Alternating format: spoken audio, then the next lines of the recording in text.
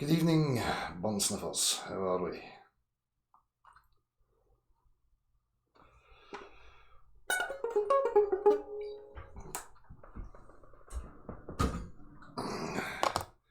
Hello, you bunch of bum sniffers. How are we all? Hello. A wee second here.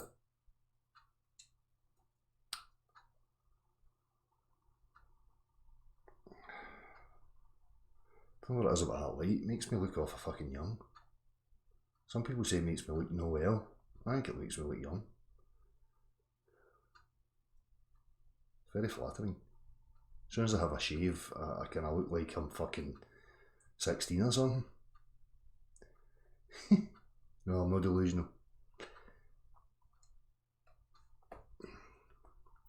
How are we all doing?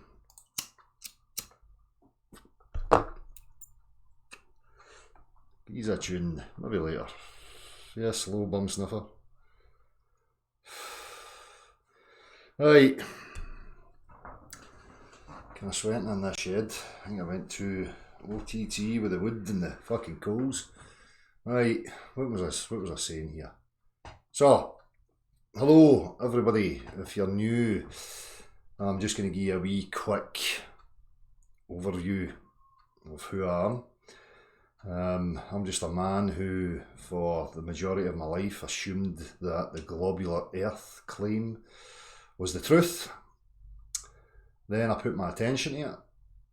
I understood what science, the word science actually meant, what the subdivisions were, what my role in the whole shebang was. Well, your role and my role is that you are the scientist. We're talking about the objective reality that we share. So it's for everybody. It's not a particular line of expertise where you need a fucking PhD. It's pretty simple. Claims are being made to you about your reality. You go into reality and you see if the claims add up. What you will find is that they do not. There is no curvature. Bodies of water don't bend. You can't have pressurised environments existing in mediums that are vacuums. The assumptions made about the geometry of the earth is that we stand upon a level plane. That's what's applied in pretty much every aspect of practical living. The globular earth is a mathematical concept based purely on vision. It is not a three-dimensional tangible object, regardless of what you think's happening on your TV screen. You do not abandon your direct experience of reality and what you and I can share with each other for an image on the TV or a moving image on the TV, whatever you like. Reality is not on the telly. This is where people's problem is. They fail to understand that. The globular earth has a lot of sophisticated language attached to it. It uses hypnotic type techniques, a lot of NLP, ridicule, authoritative attitudes and figures and stances being taken. It is every attribute of a cult. I consider it a religious cult, and the majority of people in the world right now believe it. So they, for me, are part of this cult. It's hugely important and hugely relevant, regardless of whether or not you understand that, because every single facet of your being, what you call a life, who you think you are, where you think you are, and what you're a part of, is delusional. You do not have the psychological foundation. You don't have the grounding. You don't know where you are. There's so many philosophies, religions, ideas about our existence that are faulty and flawed. The reason we have them is because there's an active push to keep you in bewilderment, keep you in confusion about the very place that you're existing in. We do not need all these philosophies, these ideologies, religions. We need to know exactly where we are so that we can piece together an understanding of what we're a part of. That's going to require a big effort. That's going to require that the majority wake up, stand up, take no shit, and ask the questions and push for the exploration. If we do not achieve that, we're going to be perpetually going round in circles, clutching at straws of certainty, false straws of certainty, deluding ourselves with trinkets and ideas of our existence, distractions. Do you want that for your children? Because I don't. I don't want it for me first and foremost. So I don't want it for anybody else. For me, life is not supposed to be a big mystery and a big confusion. That's been sold to you. That's part of the psychological trick. To keep you herded in a particular area.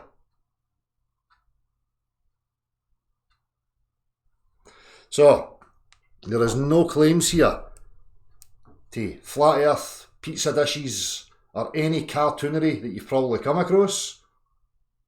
We do not exist upon the exterior of a nature-defying absurdity known as the globe and the heliocentric Big Bang idiotic, nonsensical religious cosmology. The reason it's deeply ingrained in you is because you were born into it. It had established itself, generations before you. You were born into it, the generations before you were regurgitating it and repeating it, the education system was regurgitating it, repeating it, and making you do the same. Meanwhile, in the periphery, it's being, set in stone by media and every other facet of your experience. Constantly reaffirmed, this is where you are, this is real, this is reality. So when we're talking about this question, it's objective. That means when another human being makes a claim about some aspect of our shared objective reality, they better be able to demonstrate it in a practical fashion. If they don't, if they cannot, it's pseudoscience, it's bullshit, bollocks. You're entitled to believe that if you like. Don't come here expecting me to adopt your absurdities. People like me have displayed the intellectual honesty. I do not have a bias. I had a bias to the globe. I so wanted it to be true because it was nerve-wracking. When I asked the question and then I pursued the avenue of trying to find out if it was actually true, I was shitting myself. The reason I was shitting myself was because right away, as soon as I thought about how water behaves, the penny was dropping. It's not an easy thing to come to. And don't think that everybody's telling a lie, because that's not how it works. Institutions are compartmentalised. Society is compartmentalised. Even the family unit is compartmentalised. People believe things that they were born into and regurgitate it. Doesn't make them a liar. The majority of people just have never put their attention to it. And because the lie is so elaborate and so filled with sophisticated, idiotic language, they never put their attention to it. Because what's been reaffirmed to you is that you don't need to understand. It's so complex and difficult to understand. Just leave it to us and we'll tell you through the TV what's going on. As I say, it's very simple. Don't make it more complicated than it has to be. You don't need an idol. You don't need to follow anybody. You can take the bull by the horns yourself. Stand on your own 2 fucking feet. Discern for yourself. Apply a bit of logic, a bit of real reasoning, and set about seeing if you can justify maintaining the belief that you live on the exterior of an idiotic potato rock zipping through a vacuum.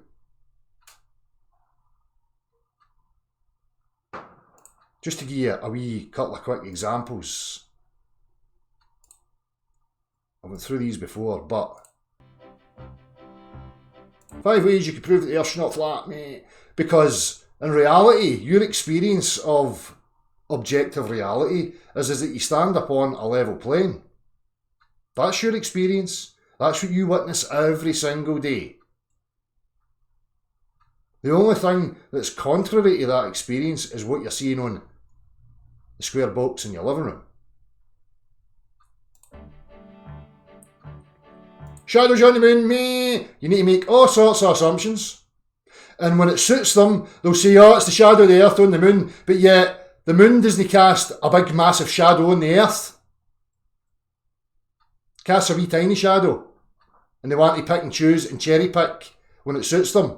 But it doesn't matter about what's going on in the sky, because nothing in the sky gives you a measurable demonstration of what you're standing upon. It's idiotic, illogical, red herring bollocks. But this is the best I've got, because it's lies. He's back to Aristotle. Oh look, there's a Terminator line that's curved on the moon, so therefore the Earth's a sphere or something. Total and utter fucking nonsense. This is no science. It's not even close. It's a science of utter fucking stupidity. Science of sophistry.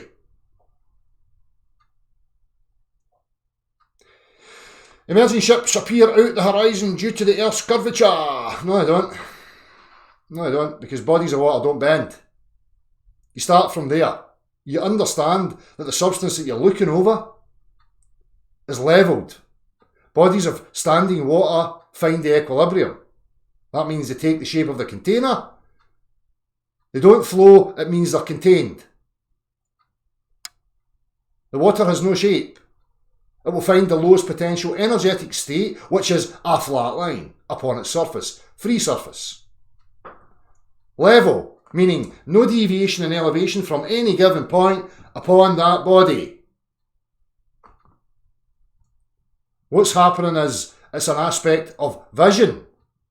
This is where the globe gets its strength, playing upon your ignorance on how you perceive the world through the oblate spheroids in your skull.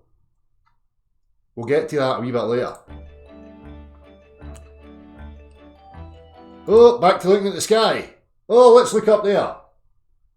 If anybody's in doubt, anybody that's coming across us is new, I want you to go and measure the floor of your home, but I only want you to look at the light bulbs. Chop chop.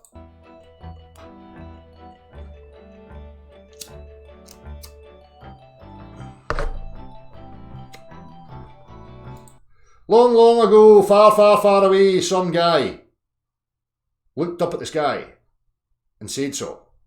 Brilliant.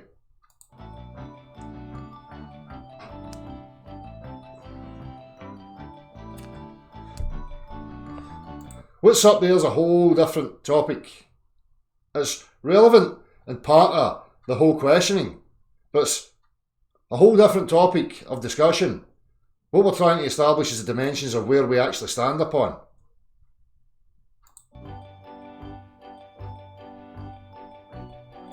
Oh, planets are spherical. Everything I see up the sky is a circle, therefore I live on a circle. Totally illogical, idiotic drivel. This is what they're teaching your children. Illogical crap.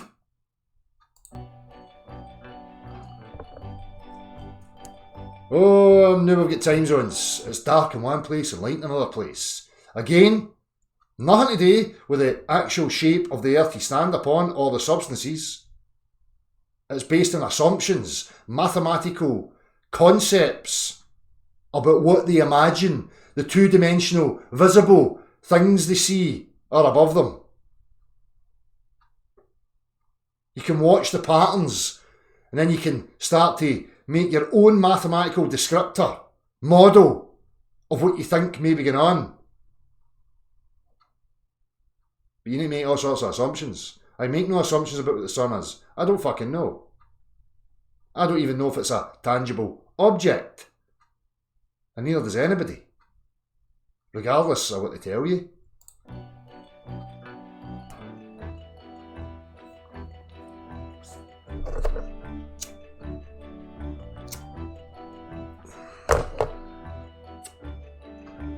And then they show you a straw man nonsense. Totally out of scale. Like a table lamp above your table. Oh look, the whole table's lit up there for...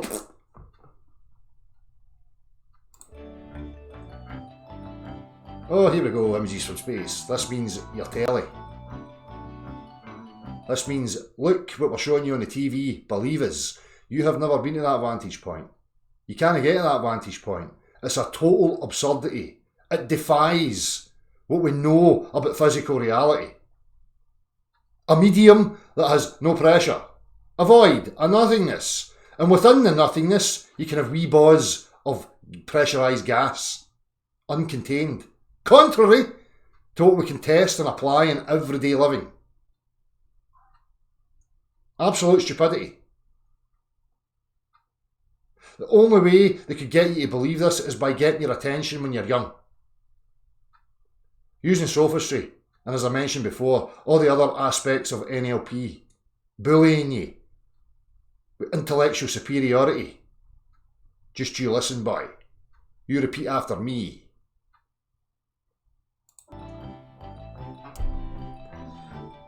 Notice the curvature. Oh, I've seen it on the telly.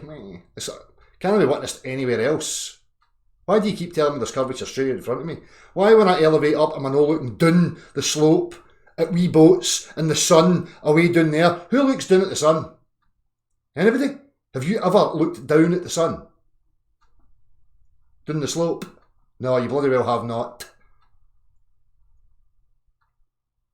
Things disappearing are due to the limitations of your vision. You don't see left to right curves. Somebody's telling you, you see a ship disappearing straight out in front of you. You form an equilateral triangle. The second observer that can see you and the ship should be able to see a deviation from your feet to the ship. So you could put a straight edge up to it and you would see a deviation. It doesn't exist, it's not there. Go and check. That's why when they show you your field of vision, they cut an orange and they cut the round section off the top of it so you've got a flat surface to try and represent your vision on a sphere. That's not how it works on a sphere. You're looking along the curve of the sphere. You should be able to see it left to right. It's not there. It doesn't exist. It's nonsense. So that's about it. That's all I've got. That's your globular earth. Scientifical, factual. Idiotic, illogical nonsense.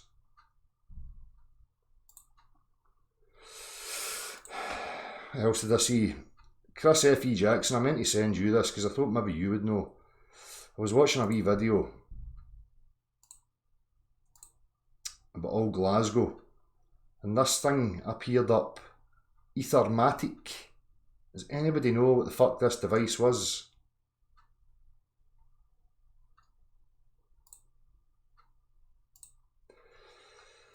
Anyhow, I've got other stuff here. What else? Go away.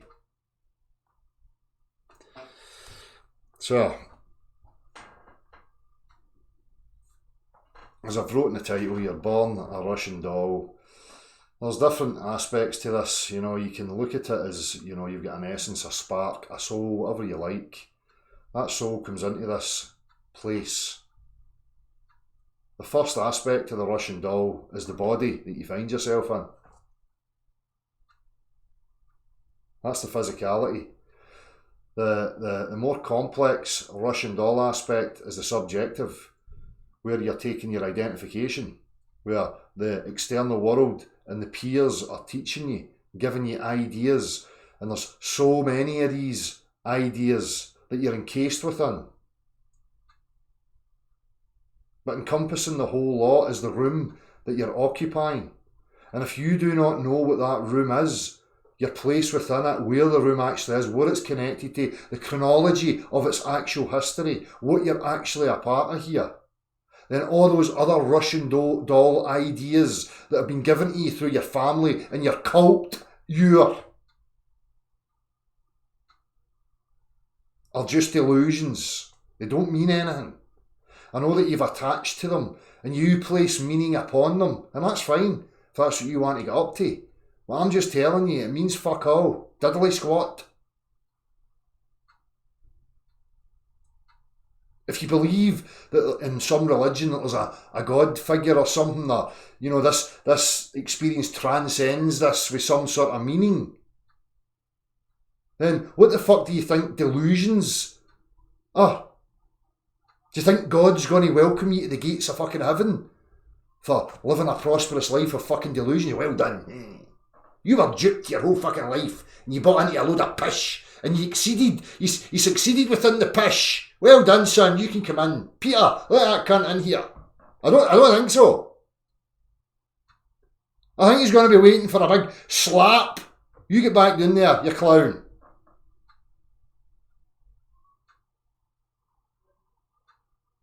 You need to understand the layers of the Russian doll that you've encased yourself within. And you need to learn to let them go. It's not that you're letting them go for nothing. Reality is magical. I don't understand why people don't think it's immense that we've got the opportunity to actually answer these big questions that we've always been asking. What the fuck's going on here? There's a reason to the dysfunction. There's a reason why it never felt right. Because it's not right. It's crap. They're just products. All these ideas, they're products that you have bought. You've attached yourself to them. You've ran with them. If you've had success with them, it's reaffirmed it to you even more. I'm not trying to deny you of that experience. You still had the experience. What I'm trying to say to you is that these experiences are not rooted in anything meaningful in regards to the objective truth of our existence. That lies in the fog. We've still to establish that. There's a real push to try and stop us. The whole game of culture and the layers of complexity within it is to stifle you, keep you still. Oh, I'm on a globe, there's nothing else left to discover or realise. I came from a nothingness, a big bang, it exploded and stuff and reasons, and I evolved from fish soup. Oh well, you've got it all figured out then, eh? There's no more mystery, there's no more magic to it. You're just an automaton. You don't really have consciousness or a soul or any of that stuff. You're just an automaton. Bunch of bumbling particles, rambling a lot of shite. That's all predetermined from previous experiences. And this thing that you think's a consciousness or the voice within is just an illusion.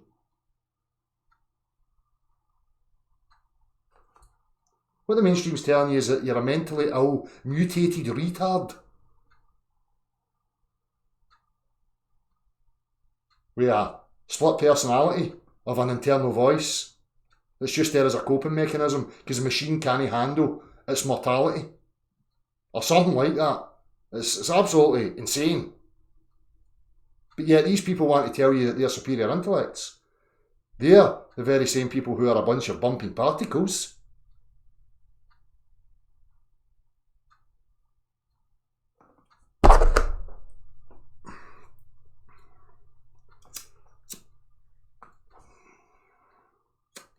Anywho, if you want to join me, ask questions, have a conversation, maybe, send an email above.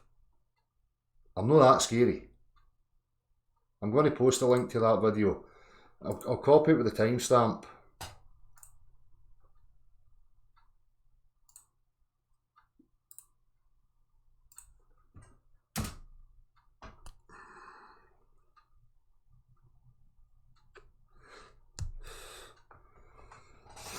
It'll be part of the livestock. So for a livestock, what are we a livestock for? Are we going to come out with some new age spiritual stuff that there's shape-shifting reptiles in the fourth dimension that absorb our negative energy? Is that what we're going to come out with? Or is it maybe just a containing mechanism for various reasons? Maybe so that we don't, encroach upon other areas. Maybe it's because, a bunch of insecure dipshits need us because they're fucking useless without us. Who knows? All I know is it's a shit show. There's so many layers to this shit show. You can go down any avenue you like. You can understand the law side of it. You can understand the conspiratorial side of it, the monetary side of it, yada, yada, yada. They're all aspects of keeping you in bewilderment. That's how I sum it up. I've been there. I've been in all these avenues. Oh, I'm a free man, I'm a sovereign, I'm this, I'm that, I'm the other. It makes no difference.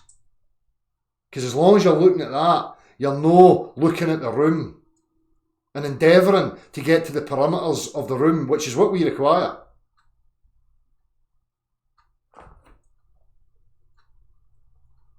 You're not going to get that from a fucking book. You're not going to get that by looking at corrupt politicians or governments or bankers or any of these, or paedophiles or any of that stuff. All that stuff's going on. But for me, the majority of that stuff is a result of the circumstance. And the circumstances are that we've been robbed of our grounding. As a species, we have been robbed of our identity. And if you rob that identity, what do you think's going to happen? All sorts of dysfunction is going to start spewing out.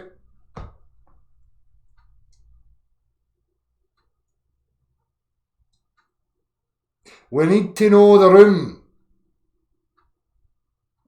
That's my stance. The rest of it, I can have a discussion with you about it. There's aspects that are relevant. There's aspects that may pop somebody's perception field so that they may start inquiring, which is all useful. But to think that any one of these things is the ultimate is bullshit. The ultimate is what is encompassing us. Where are we? That, for me, is going to blow the doors wide open. I don't think this experience was ever meant to be like this. It always bothered me. Why does nobody know what's going on here? Why does nobody know where we are or what we're supposed to do or what the rules are or any of that stuff? I don't think it's meant to be like that.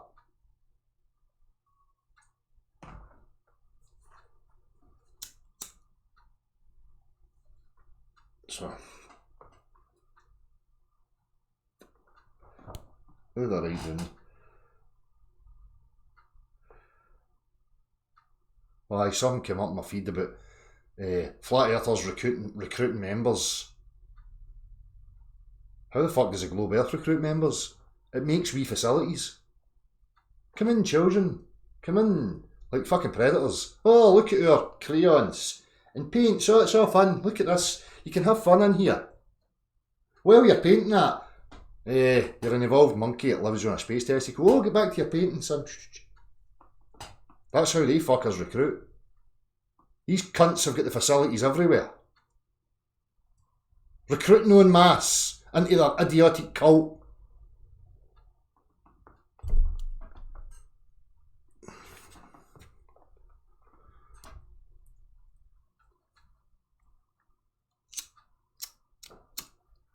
We don't know. But we've been sold this notion and idea that we're fucking superior fucking intellectual superhumans that know the whole fucking universe and all that crap. Show me somebody that can make a fucking universe since they know what it is.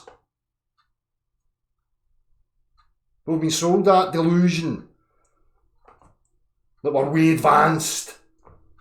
We're fucking no advanced at all.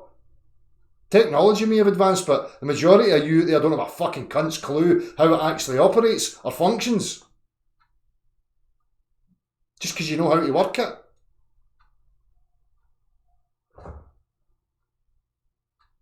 Forget where I was going.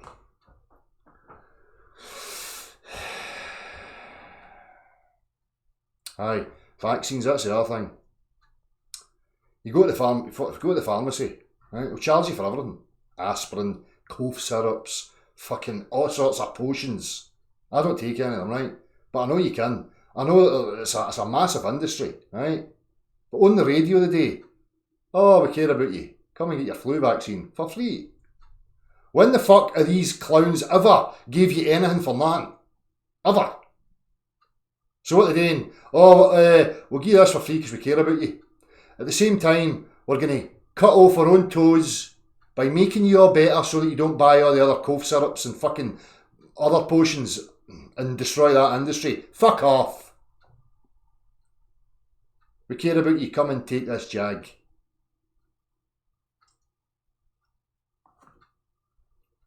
Maniacs. What else did I write down? All sorts of rubbish. I might even use a whiteboard at some point.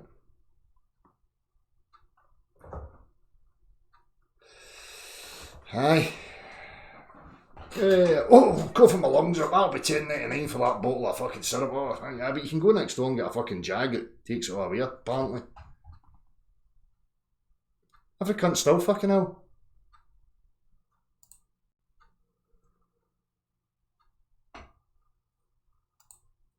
Right. So, I think I'm finished rambling. If you want to join me, please do so. So what I was looking at while I'm waiting, I'll come to the chat box in a minute. I was thinking about this field of view thing. Vision span, field of view. I'll maybe just do that separately actually. I think I will.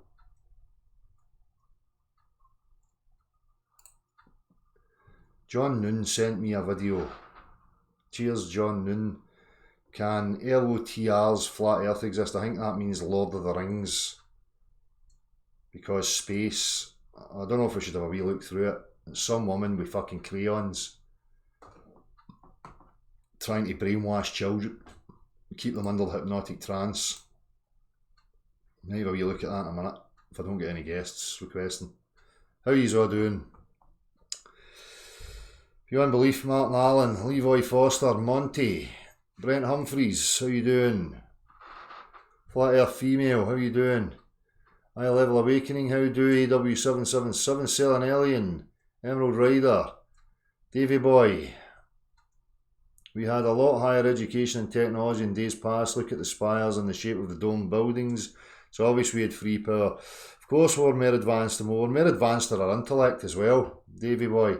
That's why they removed, around about the late 1800s, the liberal arts education, which was the trivium quadrivium based. Because it's in the title, it liberates you. What it allows is for you to be a free-thinking, discerning adult and have the ability to break apart any bullshit. And that was removed. What you've got now in the system and the structure is the use of rhetoric, sophistry. All these weapons that they're using against the majority of the populace, because the populace do not understand the language that's being used against them, how the processes of their mind work, and how to decipher information to put it in its appropriate category. They're just sent spinning in bewilderment and bombarded with pseudo-intellectual crap. So you can see even in the mapping of the mind and the use of language in something like the trivium, of how advanced we were at one point. And this is what I'm saying, that you're being sold this delusion of we are advanced because of technology. But yet again, this technology, you don't have a fucking clue how it works. I can switch that phone on and press record, video call, and instantly capture reality. And somebody on the other side of the fucking pond gets it instantly and can fucking see it and hear it. It's absolute voodoo fucking magic. But no cunt knows what's actually going on. Well, no, that I know it. So you've been sold all this false nonsense about how intelligent, advanced we are. We, as the majority, as the common man, we ain't advanced. We're retarded. We have been bending over, touching our toes and taking it fucking ball deep. No problem. Lubing yourself up, patting your own cheeks and inviting the cunts in to blast fuck at you. Oh, well, it's so advanced, it's so intellectual. You don't even know what the fuck you are, you clown. Yeah, but I can recite fucking philosophy from Kant and Descartes and fucking this, that, and the other. Fuck off, you dipshit. You don't fucking know what you are. You don't know what consciousness is. You don't got a cunt's clue about anything.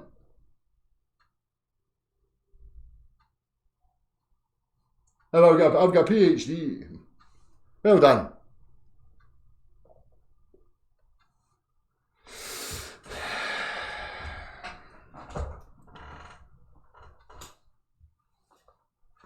I'm sweating my fucking tits off in here. I think I put too much coal in.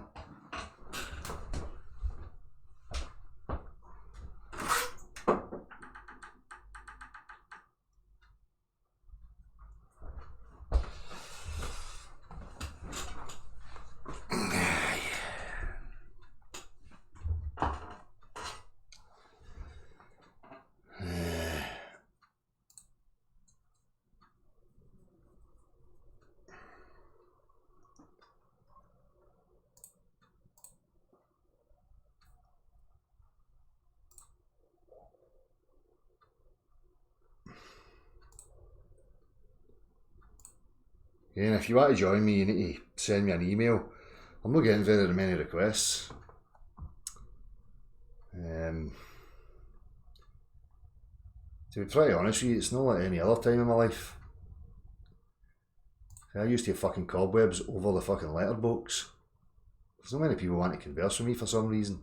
I don't know why. I'm a lovable big bastard.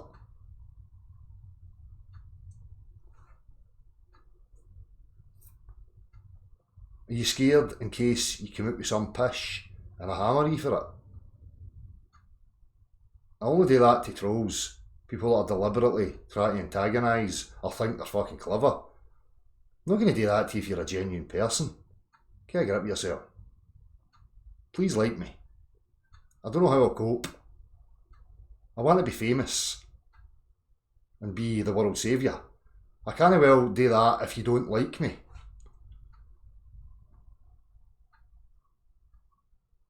And if you don't like me, you can tell me what I'm doing wrong so that I can try and endeavour to please you. How about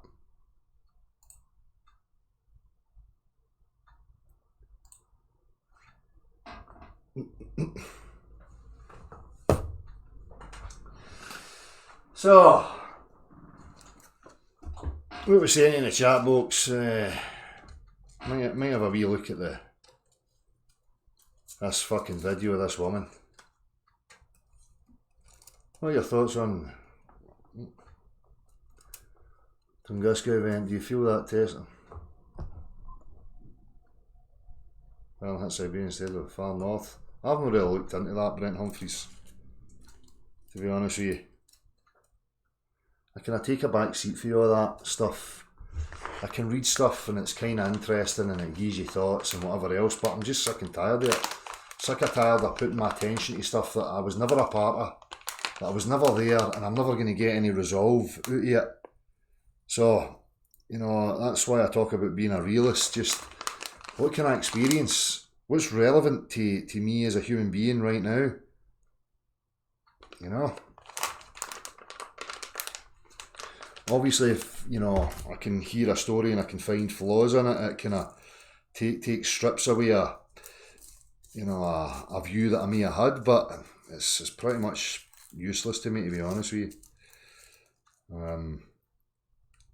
What was the other thing I wanted to mention quick? I watched a great wee interview. I don't know if any of you have came across a guy called James English, another Scottish guy.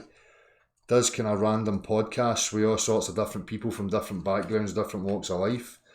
But he done an interview with a guy called Jerry Powell, I think it was, and this guy's created a centre in Costa Rica called Rhythmia, and it's about taking ayahuasca, and it's really interesting. I was really enjoyed it.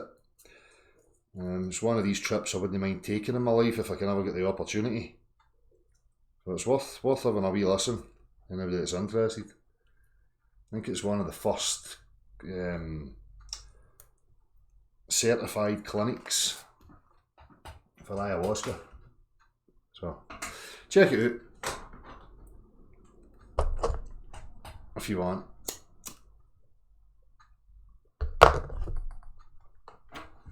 Right, where was it going? Alright, so some of you have seen it. I've took loads of mushrooms in my time, the realist. Mushrooms is similar to what I'm hearing about ayahuasca. If you take enough of it, you can get an introspective realisations that come in kind of flashes but make sense to you. And it was really good for me at the time in my life. I was around about 22, I think, when the real profound experience I had kind of lifted a lot of weight off my shoulders, but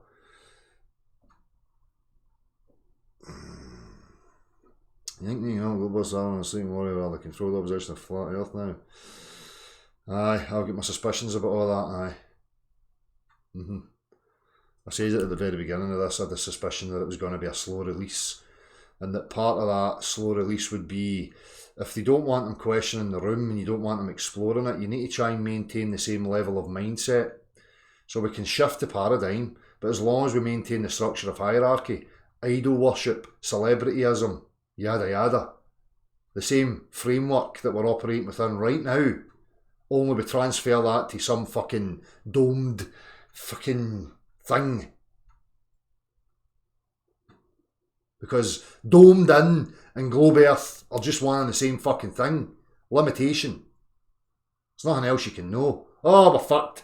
It's a big fucking plasma thing that we can't penetrate. So that's what we've really been up to. We've been taking all your money and we've been trying to penetrate the dome. And we're going to continually try and penetrate the dome. So keep giving us the money while you live your new life in the flat Ardia under a dome. All loving and hugging each other. Because that's the other aspect. People talk about this all the time. Doomsday, the Illuminati, the boot stamping in the face. Bleh. They're not that retarded. If it was me in control of the whole shebang and yous were all waking up, I'd be like, right, hold on a minute, I'm pushing them too hard here. Right, we need to ease up a wee bit. We better start making life a bit better for them because they're getting disgruntled. I wouldn't go, oh, I'm just going to push them even further so that it fucks my whole system up. No. Make them think that.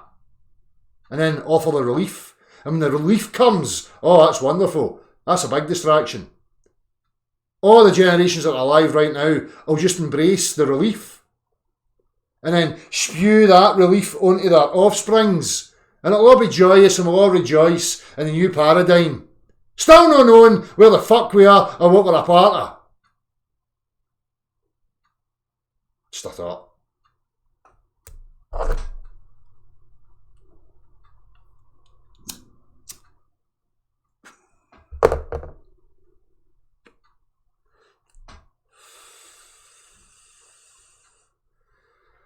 I don't buy into all that scary bollocks.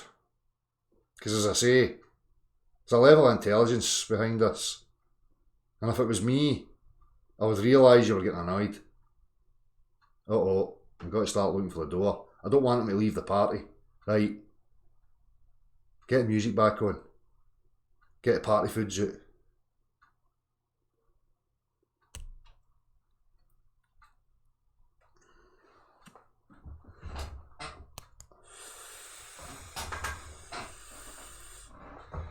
Depends what you mean by creation and evolution. Because people just throw these words about and then dismiss words depending on their bias.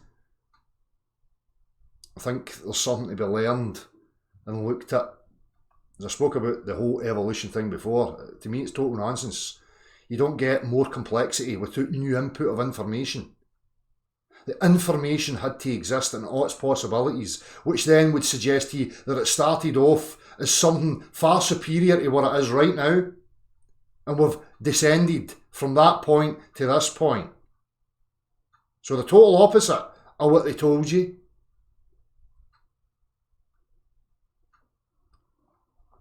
And that's what we seem to observe. Things decay over time. Oh, no. Soup. Single-celled organism. Became more complex. Turned into other stuff with new information that came from nowhere. Bollocks. You can only make adaptations of existing information.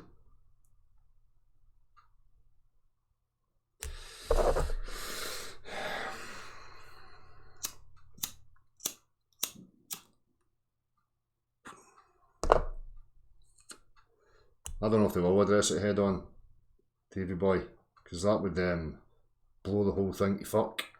Unless that's a plan, of course. I can't rule it out, but I highly doubt it.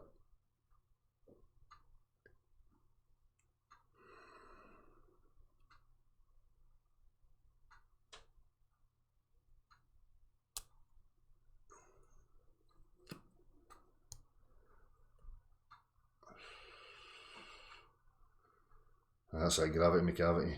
Well done. Psychoanalysed to a T. Oh, you're such a fucking intellect, man. Well done. It started before that. It's when my mammy refused me the tit. That's when I get the chip on my shoulder.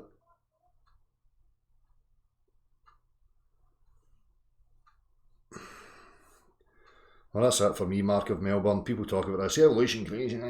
We're talking about information. They even talk about DNA codes, protein sequencing, information. Well, here we go again. Where as human beings do we understand information to come from? A mind. Oh. There's a surprise. And this is where people start jumping in to their wee fucking bubbles. Oh, but that means this God wants me to stop wanking and eat fish on a Friday and say stuff.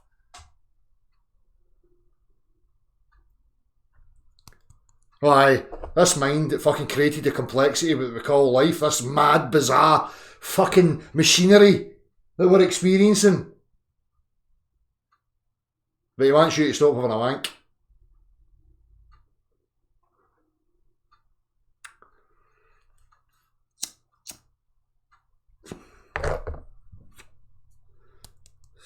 I know there's more depth to it than just no wanking. And it may be insight into me. But that's just what came to mind. Don't look too much into it, psychoanalyzer.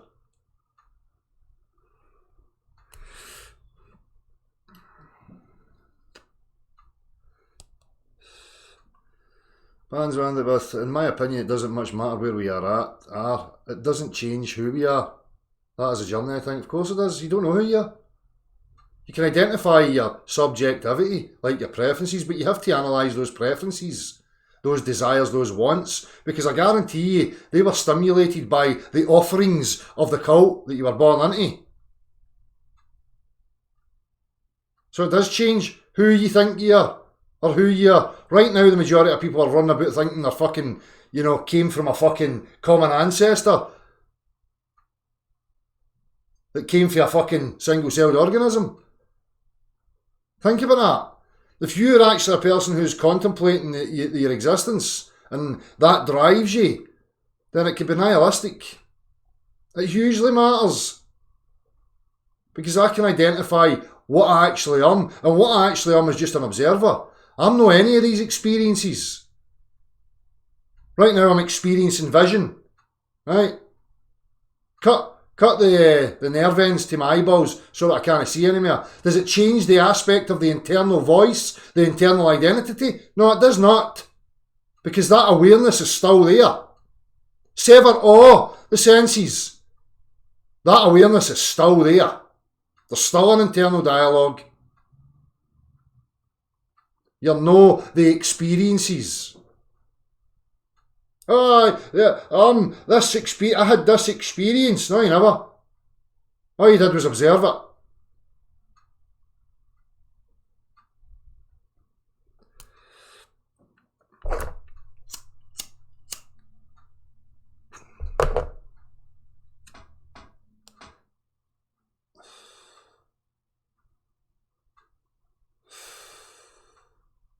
Of course it is singular reality. But there could be other possibilities going on.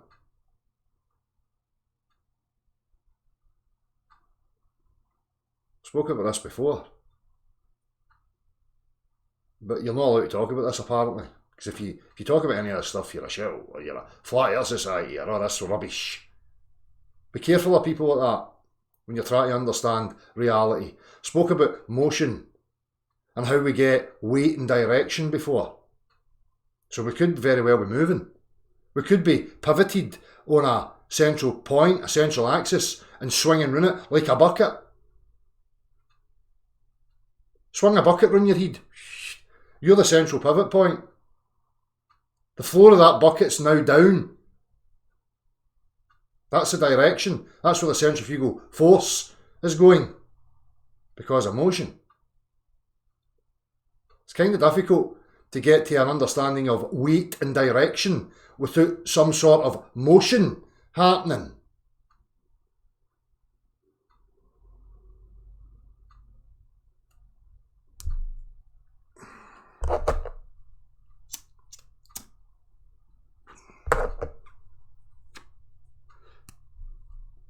Right. Anybody get anything else to say to me before I go and check if I've got any requests?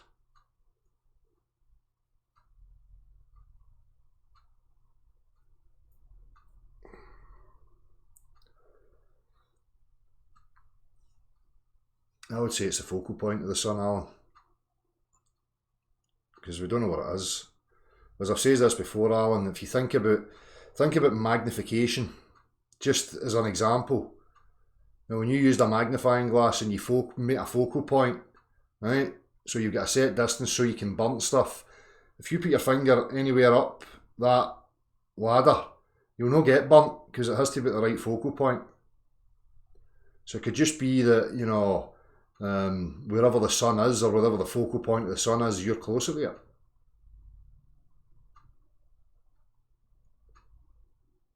I did see the InfoWars video. I think you're going to start seeing loads more of that stuff. Because the cat's out the bag. So you need to start thinking about that. It's not going to go away. It's never went away. The cat is well and truly out the bag. So what are they going to do about it? Oh, fuck it. Right, we've been caught. Here's the truth. I don't think so.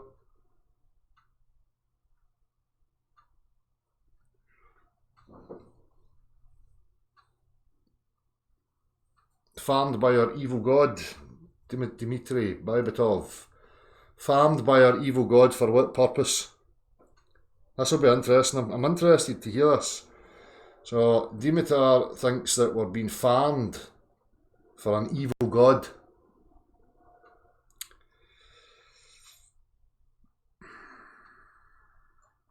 Before I move on, I'm eager to hear this.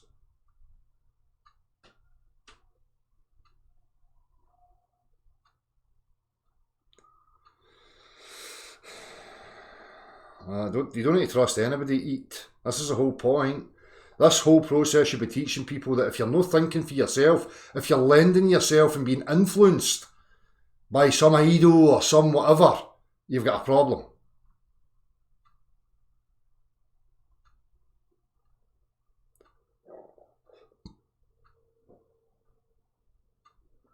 Our souls and the souls of all living are being harvested after death and consumed by our own and evil God. The souls of all creatures are the final product of life. So this God then is finite. Is this God like outside the dome? And he's finite. But somehow he can consume metaphysical souls to keep his finite existence going or something.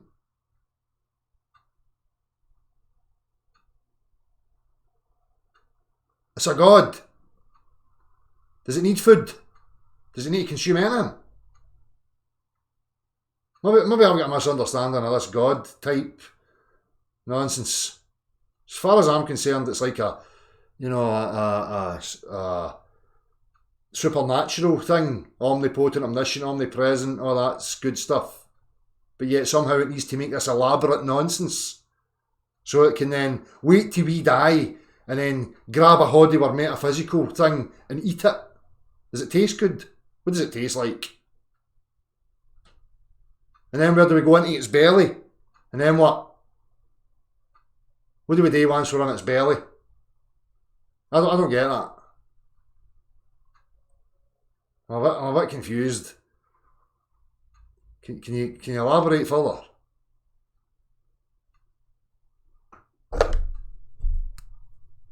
Maybe it's no. Maybe you're just not looking at it right. Maybe all this God nonsense is really just fucking mortal creatures making all this shite up.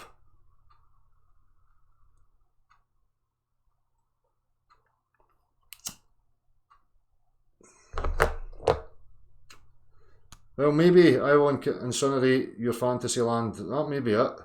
It has to be, if it's no motion, it's still motion in regards to something flowing in a particular direction. So what's then causing the flow? What is flowing?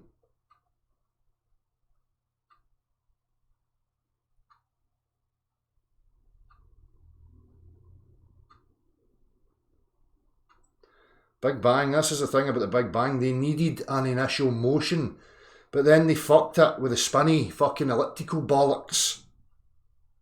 Right, they're even showing you, see that picture they show you, the Big Bang? Just turn it vertically. And then think about it in that sense. You need linear motion, you need uniform motion, or else you would notice. Spinning in all different 4 directions would be a total fuck up.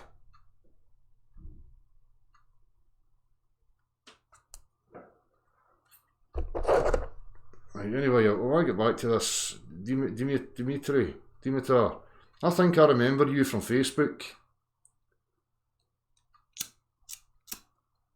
Actually, it is the devil deities whom are consuming the souls. The devil deities are the manifestations and representatives of our monstrous God. So are you saying that the whole eternity is a monstrous being?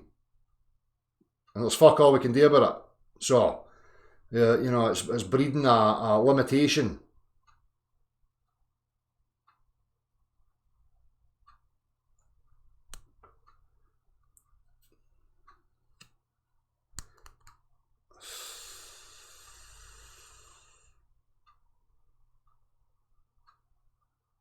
Dale, do you think maybe we somehow decided ourselves to be here and live our lives the way we live? Can you imagine being here voluntary, so to say?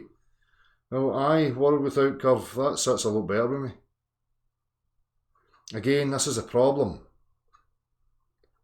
That just as a postulation, there's a caste system, there's a finite amount of souls that has a spectrum from one end to the other, what you would call good and evil. And this is some form of technology. If you're part of the one eternity, the infinite, then you're within a particular band of that. How are you going to interact with the rest of it? You need somewhere like this.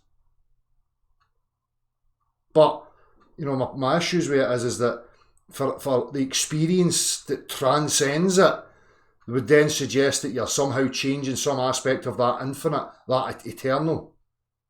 How can you possibly ever achieve that? Because then it would have to be finite. And I just can't accept finite. Although we're in this construct where we have this experience of finite, you're born, you die. But I'm talking about the bigger encompassing, what you're actually a part of. How can that be finite? Finite always has to be somewhere. And you're always rushing down within a rushing down within a rushing down. There's no end to it. Doesn't matter what way you go with it.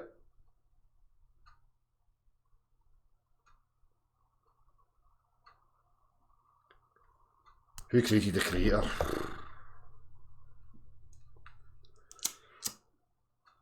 Never heard that before.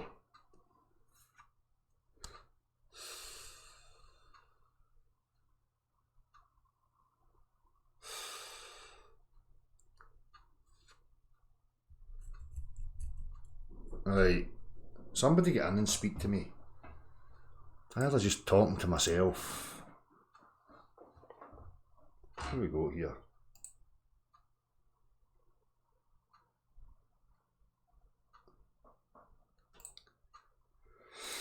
Gav, you want to join?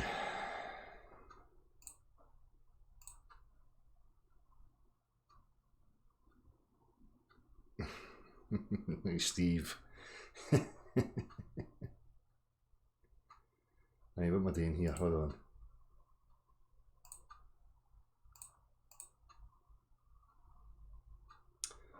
Well, we'll see what Gav's saying to you, and then I'll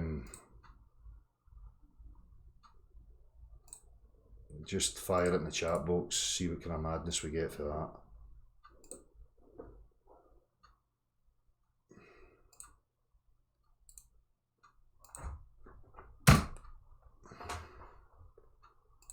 So anyhow, aye. Well,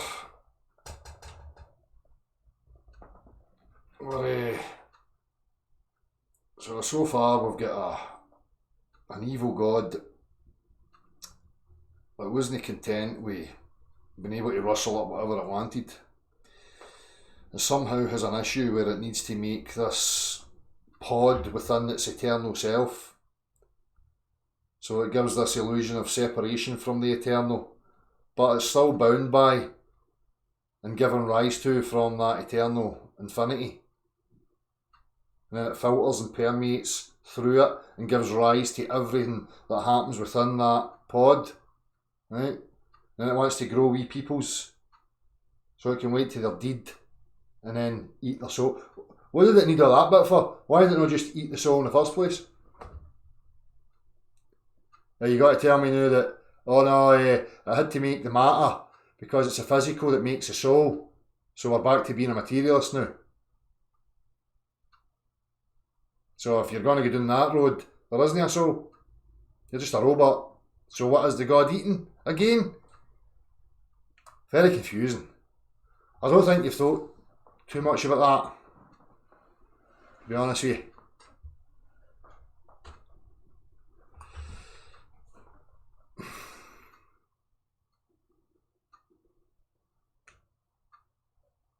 I'm always open to a less desirable outcome, Dimitri, because this is people's problems. They've always got these ideas of wonderfulness.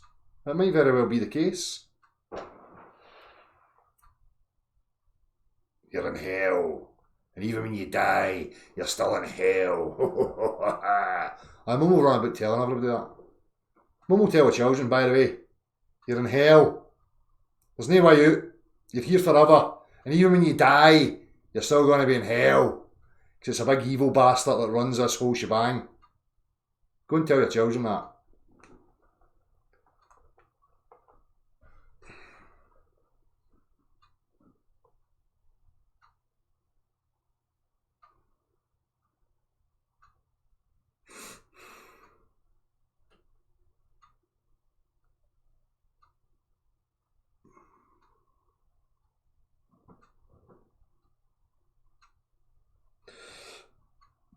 Aye, the realist, that's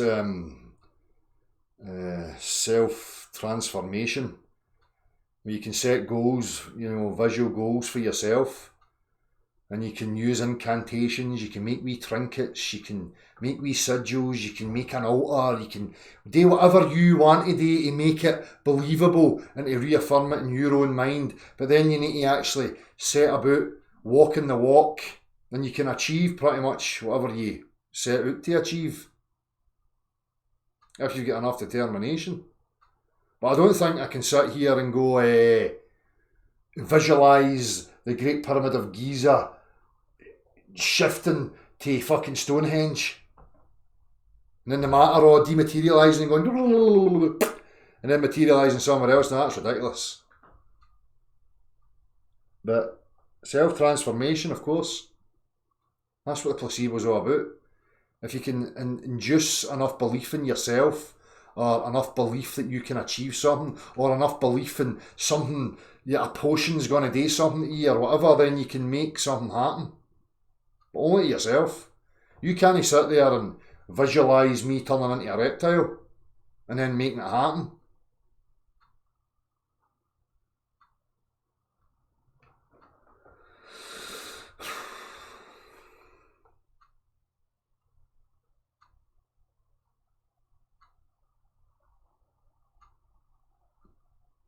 Who believes the devil's here? Didn't he say the devil even existed? Who are we talking to here?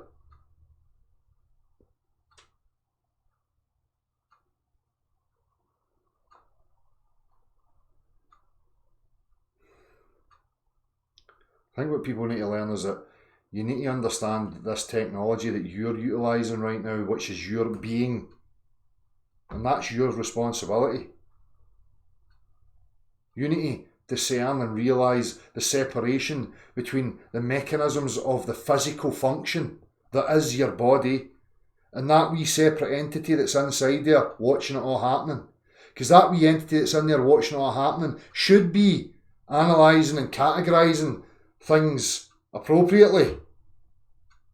Instead of just thinking that you're powerless, you're the machine, and just letting reality bombard you with all sorts of fucking nonsense and it just all going round in circles in there.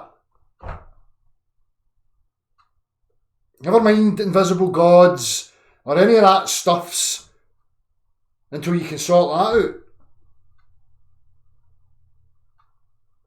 Because if you can sort that out, you'll realise what's the point in rattling on about metaphysical invisible stuff. Let's just get to the fucking walls of the room that we're in, so that I can enhance this experience that I'm having right now, because this is what's relevant.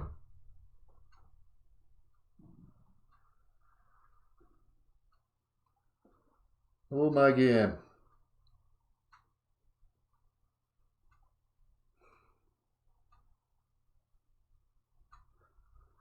It's amazing people can do all sorts with their own mind. It's the same when you're learning something. You know, when I was learning the guitar, I had to be able to visualise myself getting better. I had to be able to imagine myself being able to achieve playing at that speed or that whatever, so that I could set a goal for myself and actually walk myself into it. So that's the power of the mind, of course.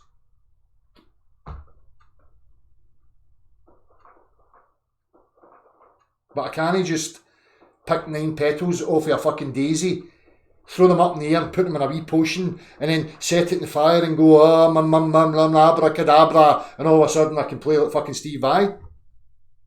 Like all these retarded notions that people have for this new age spirituality bollocks.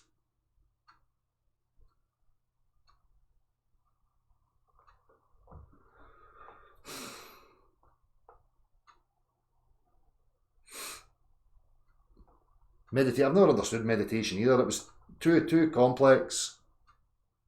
I used to be too aware that I was trying to meditate and all that stuff. Like, count my breathing, right? Now all I can think about is how many fucking seconds I have to breathe for. The best meditation is just when you're doing something when you're not even thinking. That's the best form of meditation for me. All this guru shite. Oh, take a breath for 4 seconds and hold it for 4 seconds. And it just makes you dizzy.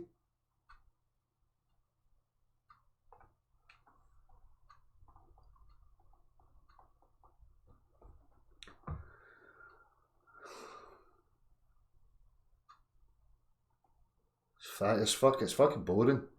Sit in the lotus position and go hum for fucking 14 hours. And then you'll be woke in at one with the universe. The universe, I don't even know what it is, but I'm at one with it. What are you talking about, you nutter? Oh, I'm at one with the universe. What is the universe? Fuck knows, but I'm at one with it. Cool.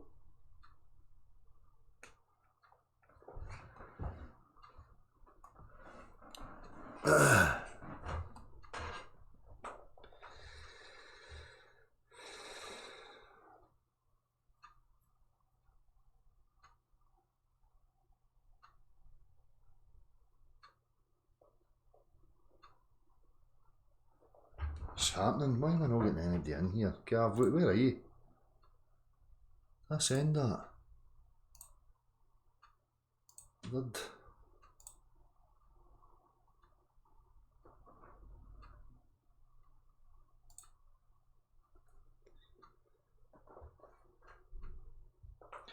This is all intentionally to lead people all back to the church. The church will come along and bring back family vows and restore us to afterwards. So that's what I was talking about earlier, Confessions of a Walking Speech. They have to offer up a reprieve. They have to, ease up, make it more enjoyable. Or people are just going to keep getting disgruntled. There's something about the human character. If you keep pushing, eventually it's going to break, it's going to snap, and it's going to bite back. Just like any other animal. If you keep prodding and pushing too far, there's a breaking point. So you need to learn what the breaking point is. Just like animals. You want animals to do something, you need to give them rewards, you need to encourage them. You just keep whipping fuck at them all the time.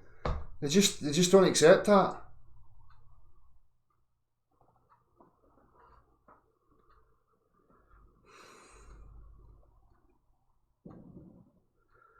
But that's the thing, B. Thomas, in meditation, it's like people think it's owned by, this, that's the vision of, you say meditation to somebody and I think that's what they think.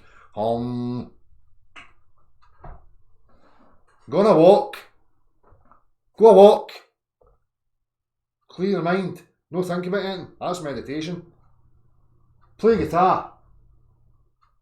Get in tune and forget anything else and just focus on the guitar. Before you know it, you're fucking slavering at the mouth.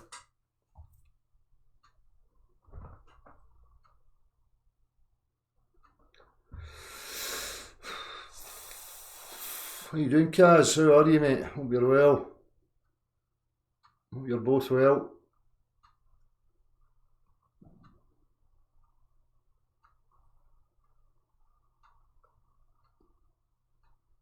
Oh, you know, monks live a peaceful life, but again, what does that really mean?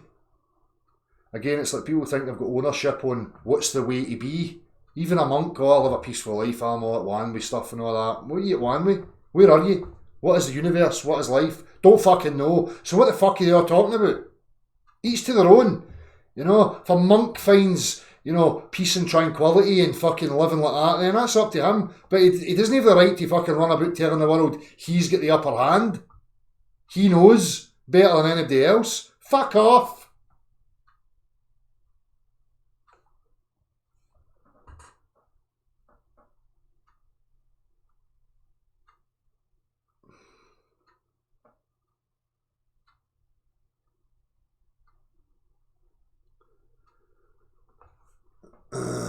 Exactly, Siddy Elkart. See, that's what I've said about this, you know, the abomination aspect to this. Is this the best you can come up with? You know?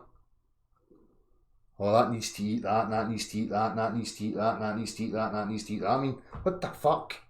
What the actual fuck?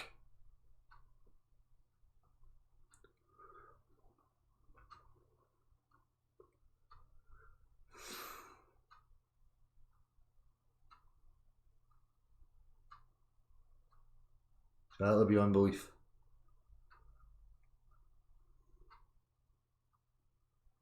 I don't know, Tanya. You better ask him to lift his robe. The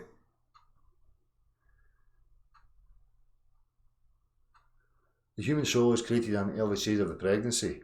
The purpose of life is to reproduce and to die, so that our souls can be harvested after death and consumed by our own creators.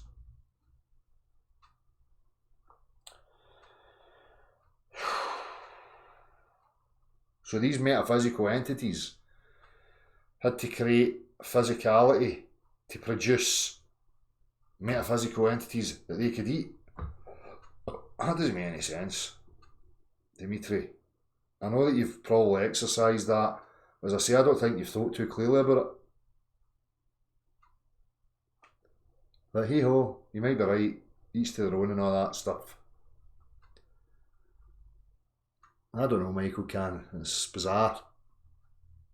See, everybody's got this concern of losing the ego, right? So they're all worried about dying. And this is what I keep trying to say to you. You're not the ego. You're not the person. The person was just a creation that was brought on by the circumstances. You've got an essence. You've got a spark that is you. But the only thing it can do is experience, discover.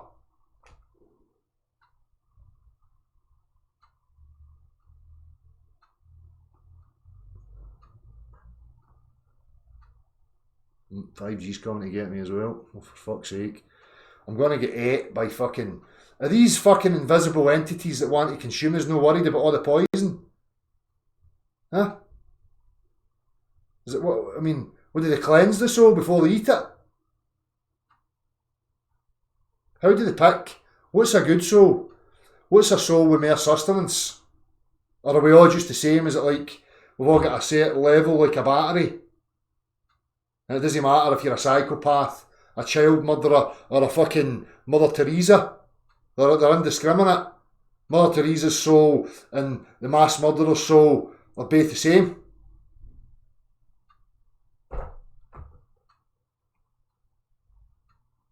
No, they add spices, that's it. Make a curry out of it. That way you can disguise the rottenness. Maybe that's what it is. Maybe you're right, the realist.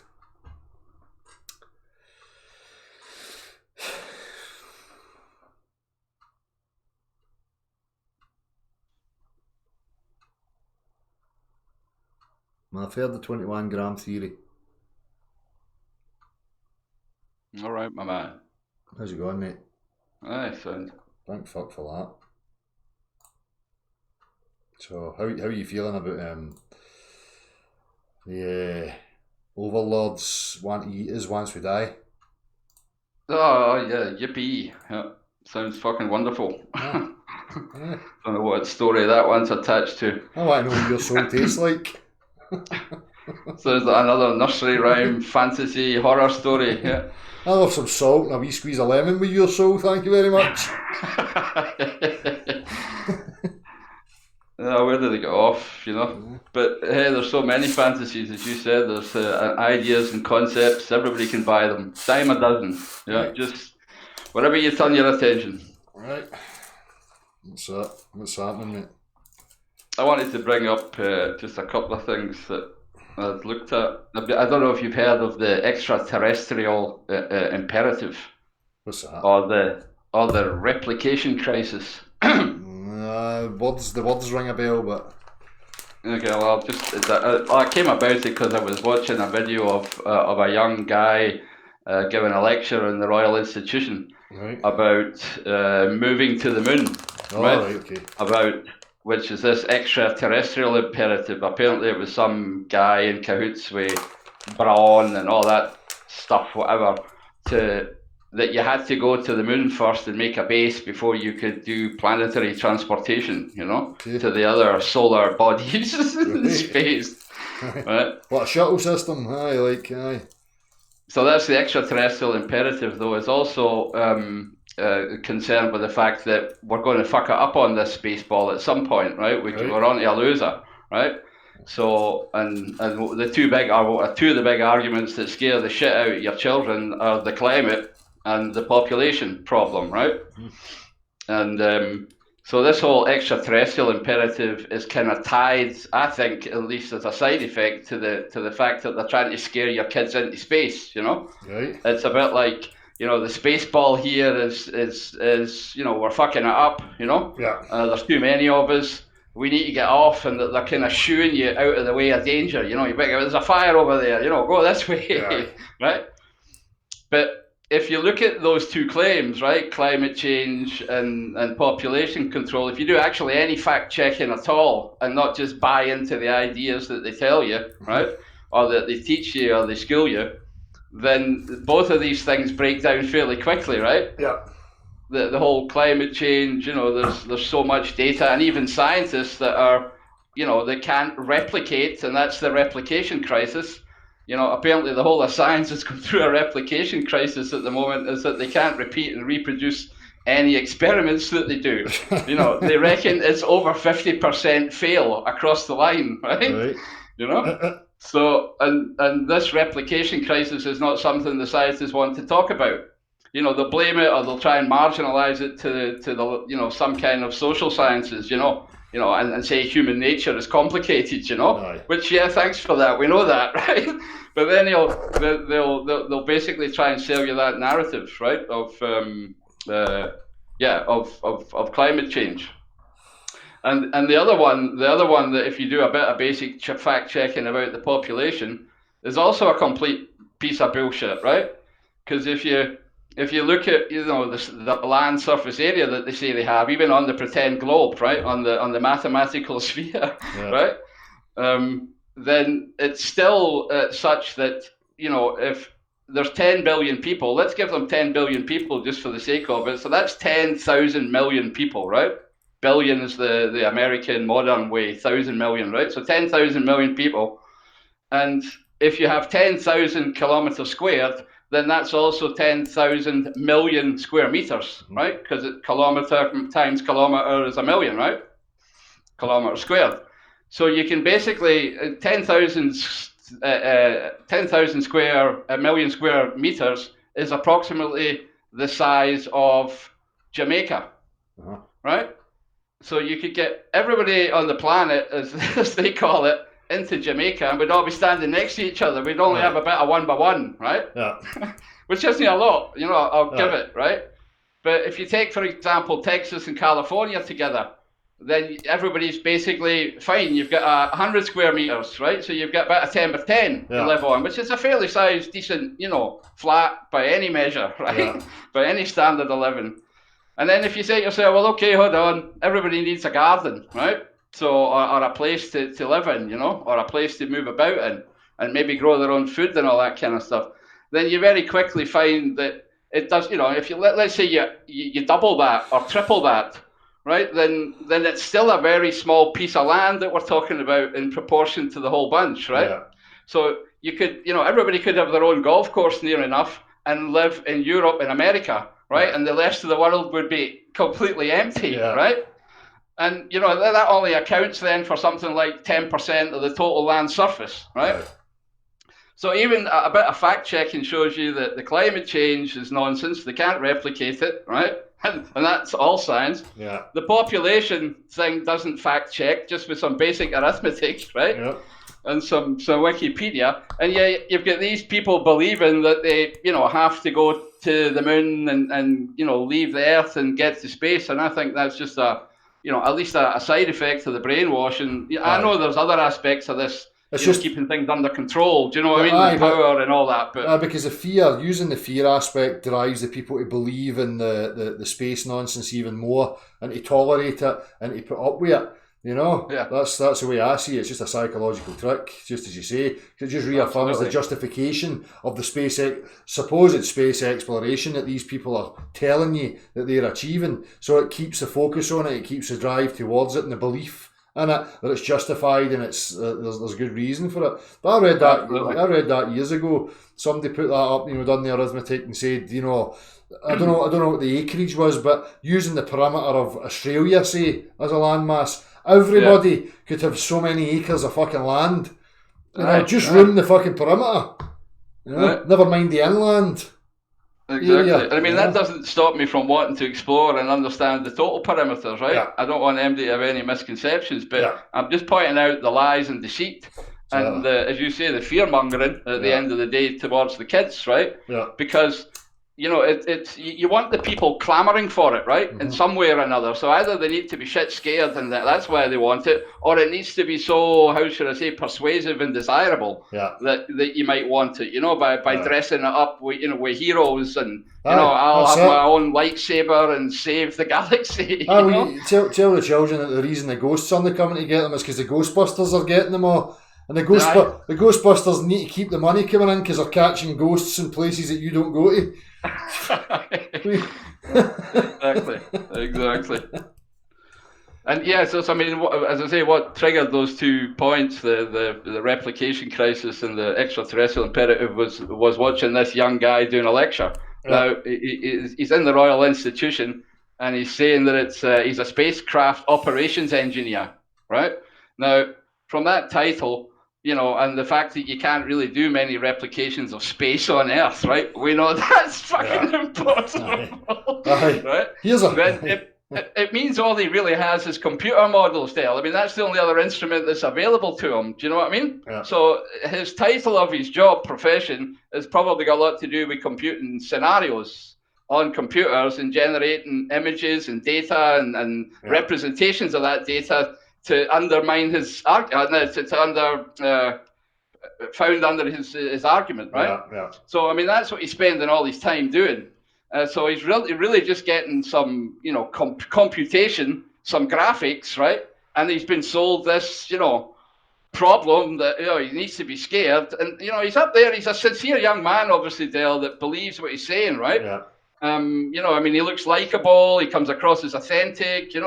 He's just a young lad. I think 26 or something, right? Yeah. And my heart went out to him. I'm trying to sort of compassionate. I want to shake the fucker. Do you know what I mean? Exactly. So you're between rage and wanting to slap him, but they've been born into it, and that's the problem. It's playing on that constitution again of the willingness to make things better, to address problems, and want to throw yourself in and please people and make a difference, regardless of whether it's a crock of shit. They're just playing on the constitutional aspects, I think, and that's what you're seeing with these people. As I was saying at the beginning again, this, not everybody's complicit within the lies. They just don't recognise where the lie is, where the bullshit is, I mean, that's the thing. I mean, he's perfectly normal. He has all these faculties, right? He's a physical good specimen, all that stuff. But he's mentally retarded, Dale. I mean, you have to call it a kind of retardation, right? Yeah. He's been locked in a mental cell, right, of his own making, or he thinks it's his own making through all these outside influences. Yeah. And he's divorced that from, reality, from physical substances, from real world stuff. right? But I know that even when he goes out of that lecture, and all the people that listen to them, and when they go back out into daily life, Dale, and they have to take a shit and breathe and you know, you work with water, you know, all these things, then you know they're going to wake up, right? It's just they've managed to delude themselves for an hour, for 2 hours, for 10 hours a day. You know what I mean? But it also gets reaffirmed because it becomes their identity. And they become part of a circle. They've got a role within that circle and a duty and a job today, and it just solidifies their whole, that false certainty again and that belonging. Yeah. So it's just all psychological tricks. This is the problem with people. This is where the magicianship is happening, and I wish people would see it. And the words and the rhetoric. It's happening in a psychological level, Yep. It's no fucking wands abracadabra. I can make the dematerialise and appear. So it's no that. It's all these false perceptions that people have. Yep. Oh, a hypnotist just makes you fucking act daft, like fucking pull your pants down and fucking tug on your plonk. I mean, that's not what it's about. No, I mean, especially in that respect, and we've talked about this before, but it's the wanting to do it, right? You have to be able to fully embrace it. Yeah. I mean, if you're going to get people to deny their fucking senses, completely, whether they're spinning and what's level and the difference between physical and visible and mental objects, if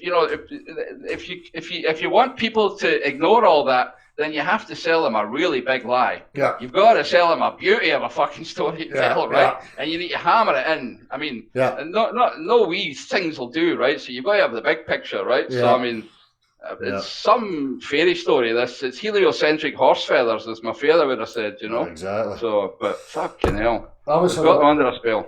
I was having a wee thought, Gav, I'm going to show you something, right? I don't know where I'm even going with this. I was going to bring it up and then I thought I'll save it for another, a specific hangout, but it was in regards to the visual field, right? And I was just taking some of the stuff they were telling us, right? So they say, because I was looking horizontal, they say the vertical field's a bit more.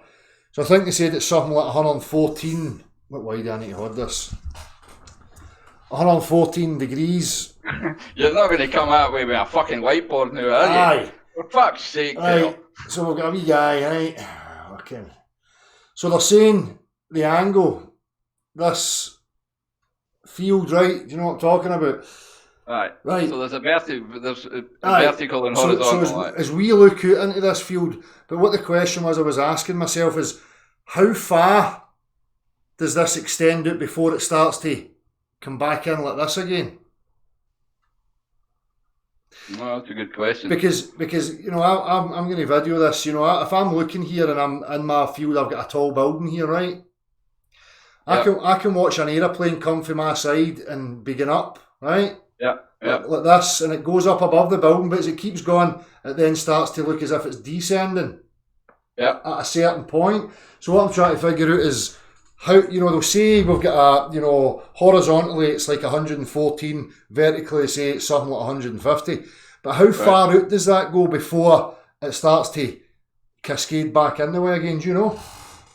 Well, the thing is, it's dependent on the two things, right? The position of your eye to the object in physical space, right? So these two things, because if the plane was to really go right over your head, right, then it would be different from if the plane was going over you slightly to the left, right? Yeah. So not directly over your head, but slightly to the left. It'll follow a different path, right? Yeah. In your visible field, depending on how you're looking at it. Aye. Right, so it's not trivial to answer, right? And it will depend also on your eye, how it's trained, the conditions, the weather, all these stuff. So that's like an object within the field, That's right. But the actual field itself, like I can look at here now and I've got this vertical and horizontal scope, this oblate sphere, right? But as I say, the plane, 2 dimensions, like horizontal and vertical. The plane can come like this into my field of view, and I can see it ascending, and I can see it going above the building, which is above me in my field of view. But then as it keeps ascending, it starts to get down at a certain point. So what I'm trying to figure out is how far, what's the reach of that upward? I don't even know if I'm using the right word. Do you know what I'm trying to say? I know what you're trying to say, the radius, if you like, of your visual dome at any given point. Yeah. But when I look at it like that, you know, I can see when my peripheral things are kind of getting out the way. But then obviously there comes a point where it all starts to cascade back into the cone again.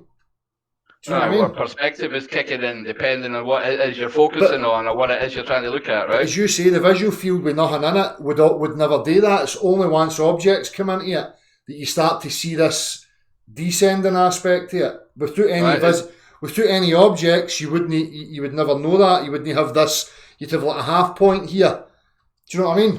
That's right. Yeah, which is what it's like when you're out at night, right? All the stars appear to be at the same distance. Yeah. And if everything's at the same distance from you, then that's mathematically equivalent to everything being on the outside of a sphere, of which you are the center. Yeah. Right? So, you know, that's where the visible mass kicks in. Yeah, but I know what you're saying. What is that radius and when does, if you like, perspective kick in? Mm-hmm. So, I mean, as far as I understand, it's about 120 degrees, your field of vision horizontally, and it's something like approximately 100 as well vertically if you're just looking out. Well, less, yeah. Aye, so is it less that way? I thought they said it was more when I was reading it. Aye. It depends what you mean by vision, because you've got peripheral vision or you've got direct vision. Aye, well, your direct vision is really only a very small 50, part of your visual field. Well, they say 50 degrees for that part, but the peripheral is something like horizontally they're saying 114 degrees. Right. And then vertically away from that 50, it's 150 straight up and down the way. So you've got more of a field up and down than you have across the way. This is what they're saying. I'm just trying to think of ways. I'm trying to think of ways to do wee tests within the visible field and try and work some of that stuff out if it's even possible. I don't know, but. Well, I certainly think there's quite a few practical demonstrations you could make to at least clarify these, you know, assumptions that we have about the geometry of it. Mm-hmm. You know, and you know, I've done some wee GeoGebra things that are available to people where they can actually look at the mass behind it. So there is ways of demonstrating how the thing actually works, right? Yeah. Without taking into aspect all the complexities of conditions and all that stuff. Because I think it would have to be layered. We'd have to start it like that, right? Okay, we've just got this field of view with nothing in it, which you can represent with a kind of geometry of what that would be. But then when you start introducing subjects into it, you know, there's an internal aspect of the field. The field remains there, but there's an internal geometry happening in regards to the objects. Does that make sense? Right, no, absolutely, and I think it also has to do with colour, right? Yeah. Because, you know, if there was no colour whatsoever, you would never see any outlines. Yeah. There would never be any borders to anything if everything was the same colour. Yeah. So you need colour to make those differentiations, and that's where we have a kind of feeling that we understand that we can see distances, but we can't. No. All we see is this, you know, horizontal and vertical, that it seems to be a set distance from us, right? Yeah. Depending on certain circumstances, you know? Yeah. So... Well, I don't know if that answered your question, my man, but... Thank you very much. Nah, I'm just kind of into the question it myself. I keep looking at this. I just seen somebody saying the lowest there. We're talking about the geometry of vision, you know, human perception, and how we, you know, as an individual, the geometry of what you actually see when you look out. And if you could, you know, if I was to draw it, I'll just draw it just to make it easier. Yeah, you can obviously correct me if anybody thinks I'm fucking wrong, but... So according to what they're saying, that's right here, aye. So if you're the observer and we're looking, you don't see a square, obviously. You kind of see like this, almost like an eye shape. Yep. That is pretty much our... Funny that, isn't it? Aye, that pretty much is our field of vision. But what they're actually... spheroid. Aye. So this whole shite about it being chubby at the equator, you know, maybe there's more depth to it than there. But they're actually saying it's not like that. What they're saying in the field of view, the vision is that this is got more depth to it than this. So it would actually be more kind of... It's a prolate spheroid. Aye, I don't know how I'm even drawing that right. This has got more scope to it than that. It's off the side. Aye, so, you know, it's more a distance from there to there than it is from there to there. I know I've no drew it right, but... They're pretty much saying that. So just to answer whoever it was that was saying they're confused, we're just talking about the field of how we see. Then obviously, you know, I'll do it again. If you've got the eye, and never mind the space around the outside it. When we're looking at that, you've got a central point, you've got your horizon. So everything then is you know, coming in lines like this.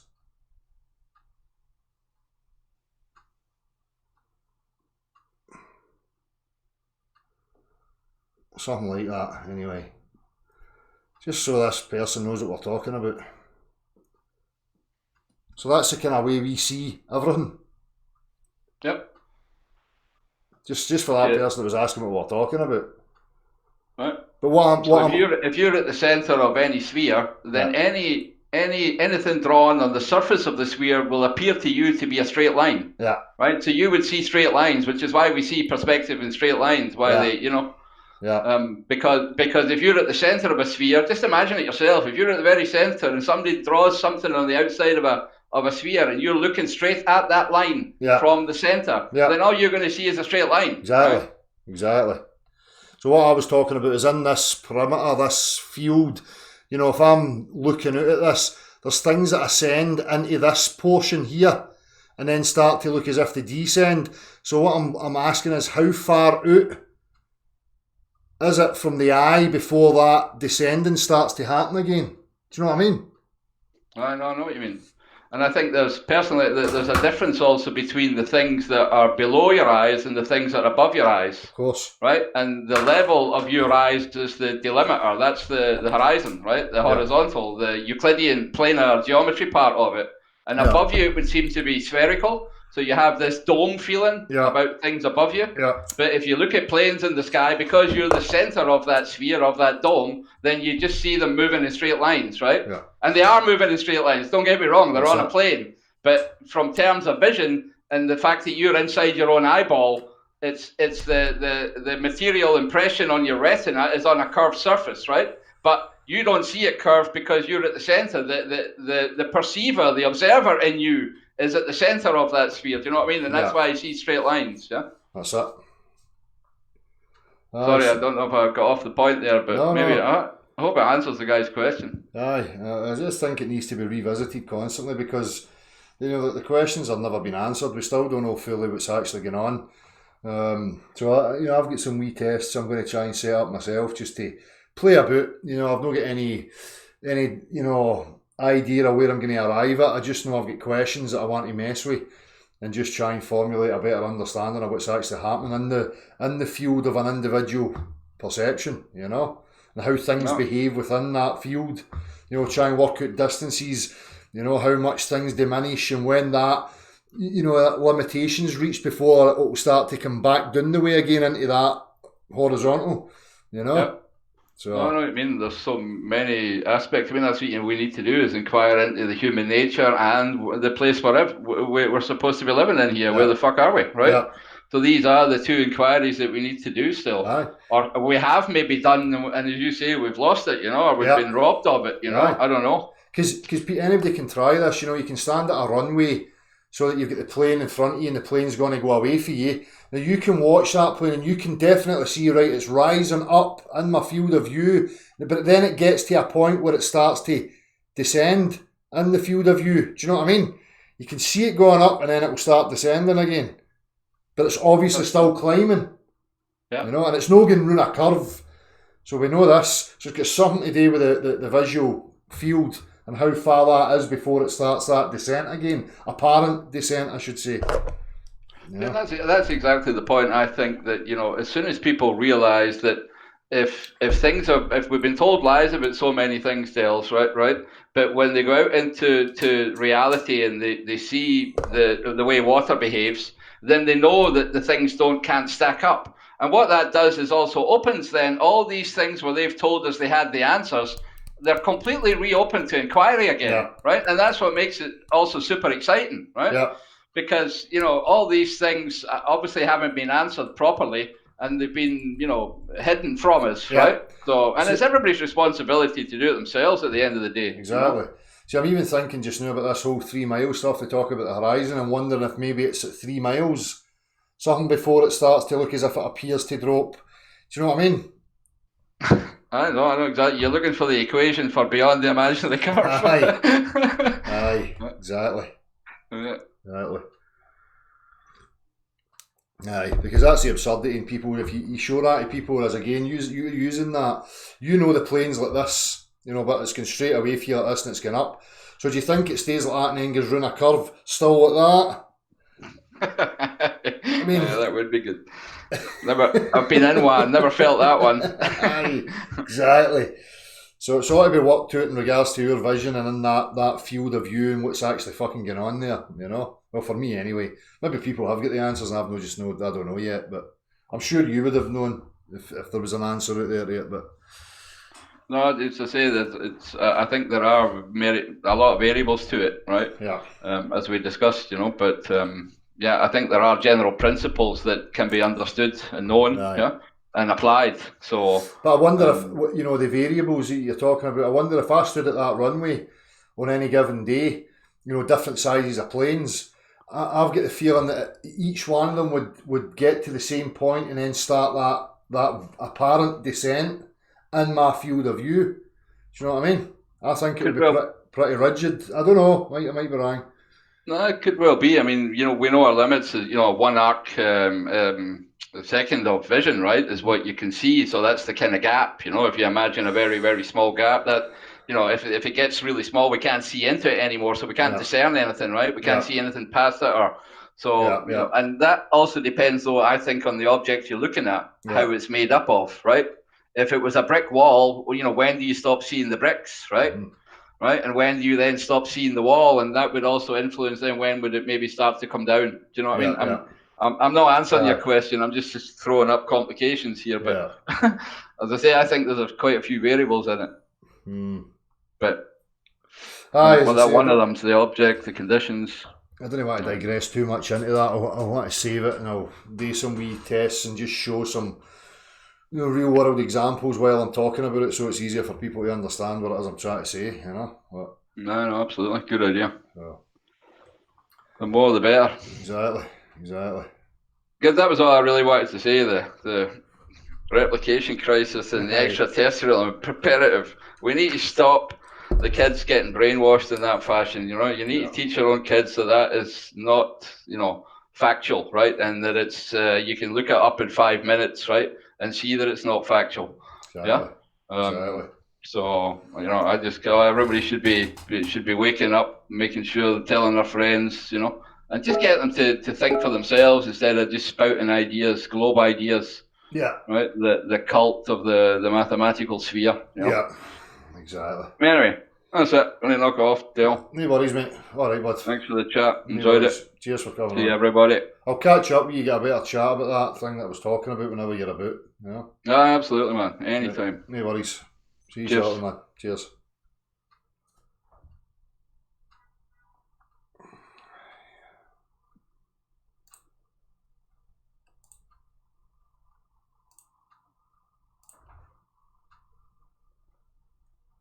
What the fuck?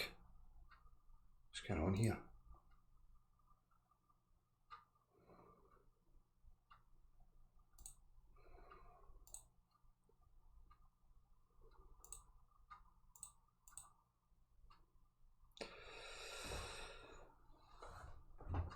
Yeah.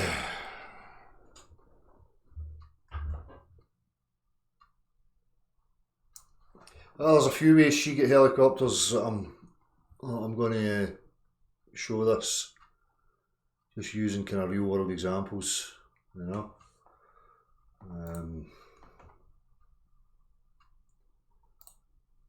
Right, I'll just post that in the chat now and see what happens from there.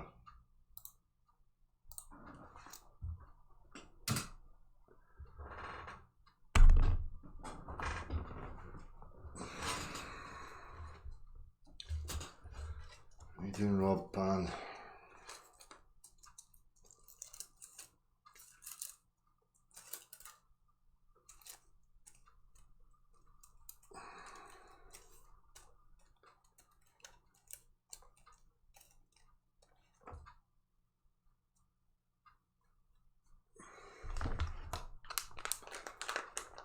The link's in the chat for anybody that wants to join. You know, in case you missed it.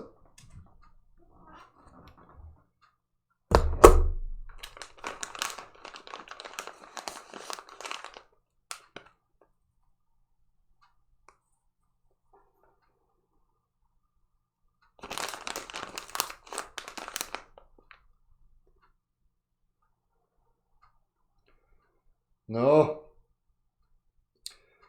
it doesn't. As I say, I'll show it. There's an instance that, I was out in the car one day and I'm sitting and I had a tall tenement building in front of me and the planes came up for the airport, so it's coming into this, side of my field of view, and I can see it ascending, it's going up the way, and just as it gets to above the top of the building, that's when it started its descent. So it doesn't automatically start descending in there. Maybe, even if it comes above, you can still see something climbing and it'll get so far and then it'll start to come down, apparently come down. So what I'm trying to ask is, what's that range? At what point does it do that?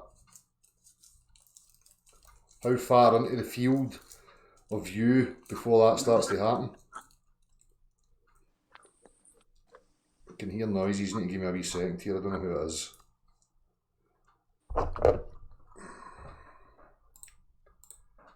Who's this? Hello. How you doing? How's it going? Just keeping it flat out here in Texas before the Flat Earth Convention. All right. Smashing. What's the topic today? You got a topic, or you just open discussion about anything, hanging out? Aye, well, I've spoke about loads of stuff if you've not been here, but usually when people come on, they'll come in with a specific thing they want to talk about, Yeah, I don't have anything I want to talk about. I do want to say I like your show, and I'm glad you're a truth seeker and you do what you do, and I'm glad to see your show grow and stuff, so congratulations. Can't like me that much if you don't know what I was saying. Well, I know you're a flat earther, and that's enough to know that off the bat, like you already. So. Oh, there's loads of people out there that are deceptive and calling themselves flat earthers, and I'm not a flat earther. You would have to define what flat earther means. Well, someone who knows they're not on a spinning, tilted ball in space. It's just that word flat earthers gets so many negative connotations and misrepresentations and straw man attachments to it because people keep perpetuating straw man cartoonery of flat earth domes and ice walls and fucking all that rubbish. Yeah, well, I just stick to level water and the fact we're no move. So that's what I've tested myself. There's nothing to congratulate me on either. I'm not here to be a celebrity or any of that stuff. It's a very serious predicament we find ourselves in, and I don't take it too lightly. So I'm not here trying to be popular. Yeah, I don't think anyone signs up to be a flat earther to get popularity or notoriety. At least not when we all started doing it. That's for sure. No, but there's a lot of charlatans now who have jumped on the bandwagon and turned it into a circus with conventions and fucking t-shirts and mugs and this fucking crap. Yeah, well, we're either going to offer it in the community or people are going to go get it from Amazon and Etsy and stuff. So, offer what? I don't know if there's a supply and demand, dude. I'd rather have people supporting other flat earthers than buying from Jeff Bezos. I don't know. I think it just breeds and perpetuates the same mindset. I kind of disagree with all that stuff, I don't think it's a commodity that anybody should be trying to own so that they can make money out of it. Yeah, well, we definitely shouldn't be monetizing lies. No. The truth shouldn't be monetized by anybody. Nobody owns it. I think everybody that monetizes the truth's a charlatan.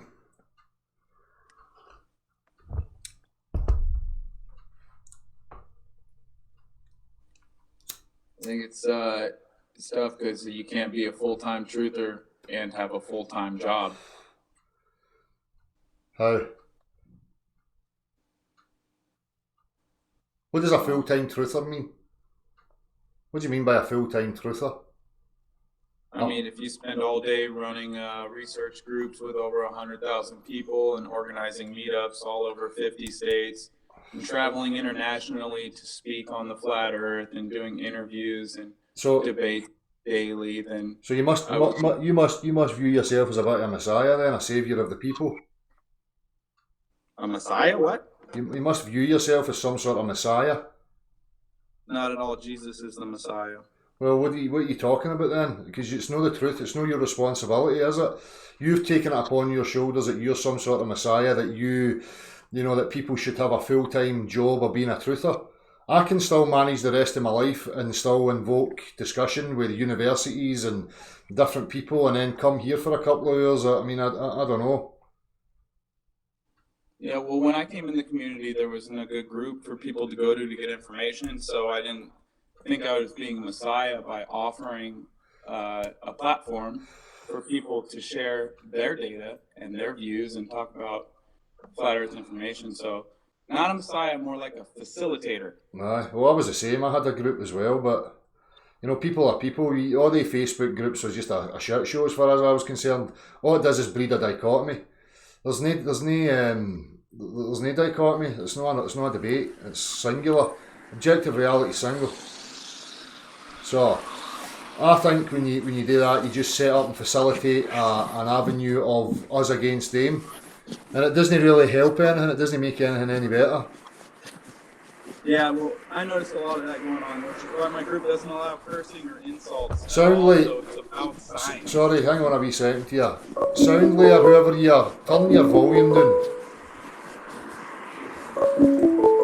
Alright, I was hearing the report talking about that. And I said like 3 miles away, it's almost like we're in What? go home, get that. Eh? Eh? Speak up. This guy's name says Soundly. Aye. I think it's one of these globe morons. One of these fanatical zealots. Sort your tech out, you daft arse, before you come in here. We can't hear a word you're saying.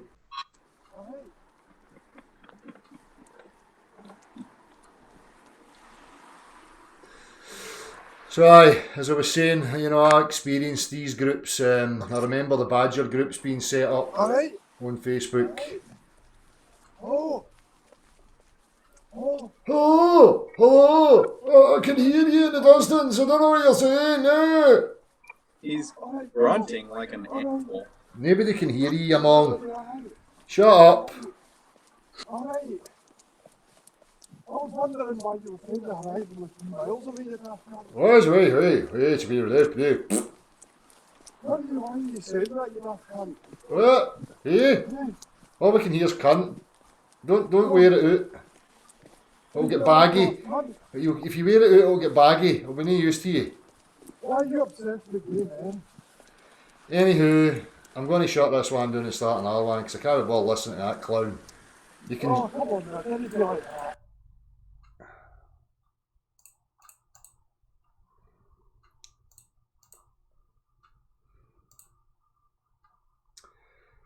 Who's this common sense that's trying to phone me as well? Just click the link when I put it in the chat box, right? It's no difficult.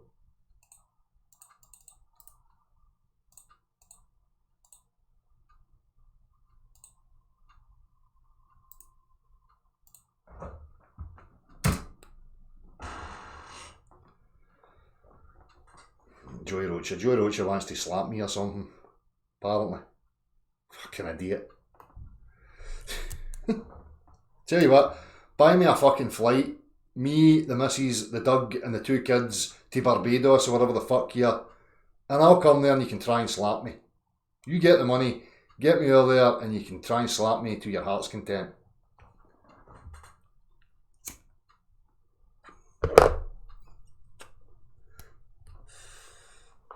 So there's a new link in the chat box. Anybody that wants to join me. Please don't be a tard like Joey Rocha. What do you want, you clown? Aloha, my brother. Don't... Just wanted to come on to remind you. What? I said I wanted to come on. What? Come on, guys. Come on.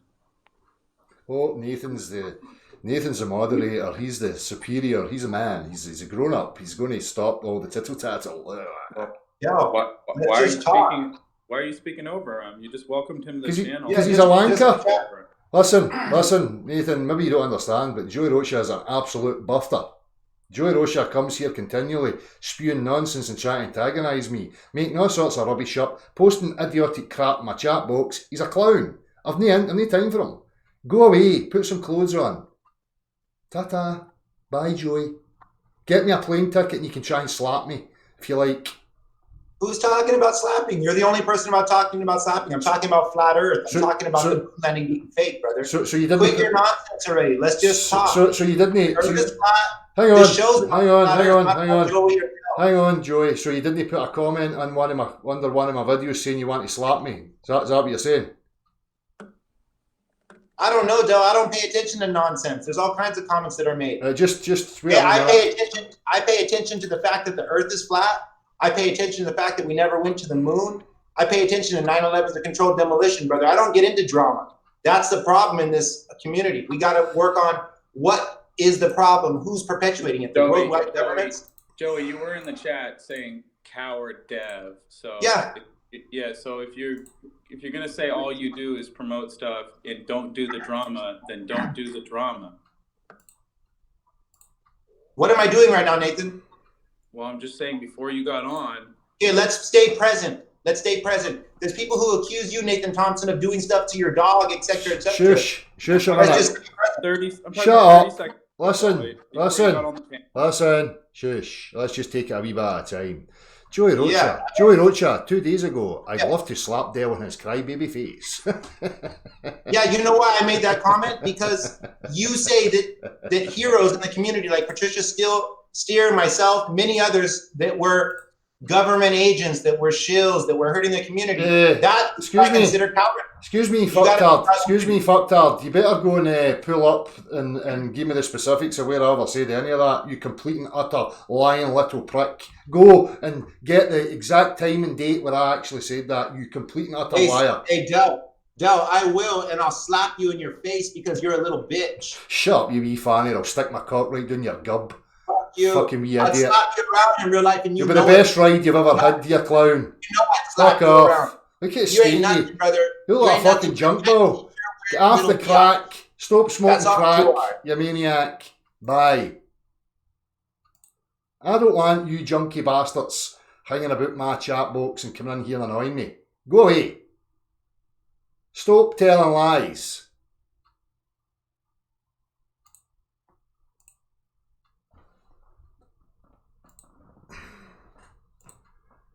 Fucking Joey Rocha, I'm all about love and unity and fucking being at spiritual oneness with the universe that I don't even know what it is, but fuck it, I'm at one way anyway. And anywho, when I feel like I'm going to come to your chat box and tell you I want to slap you because I'm so loving, I'm so tolerating and so loving of everybody that I'm going to come and slap you because you don't agree with me.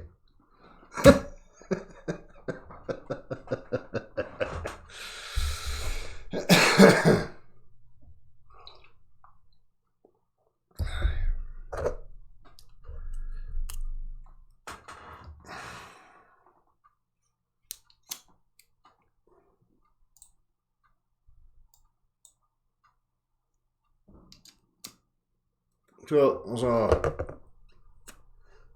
link in the chat box for anybody that's got anything fucking decent to say.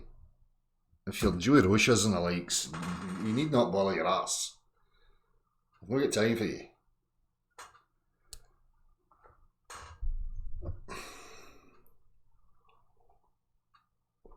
I think it's funny that so many people don't realise I've got a bit of a messiah complex. This is what happens when people say that, you know, they maybe start out with good intent, but it starts to consume them. And before they know it, they're, you know, the Messiah and the ruler of all. It's bizarre.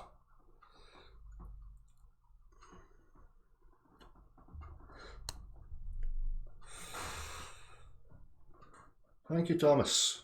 It's always nice to be loved.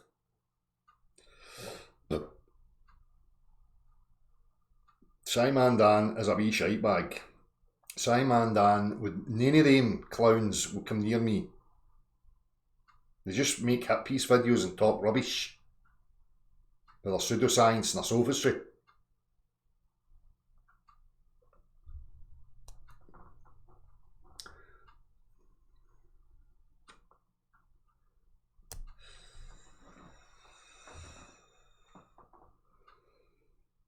Joy Roach is there.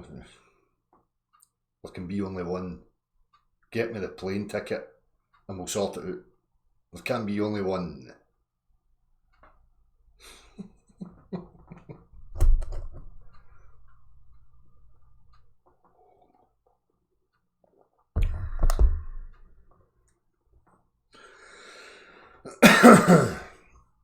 Gary Kerr, Simon Dan's being promoted and pumped because you've got to remember it's a cult and it's trying to maintain its dominance. It's trying to maintain the hypnotic trance over the peoples. So that's why Simon Dan gets views, but it's all empty accounts.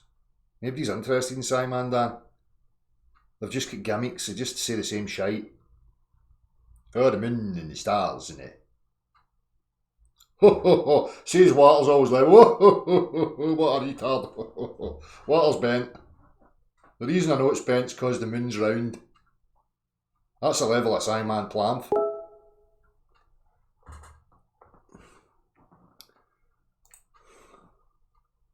I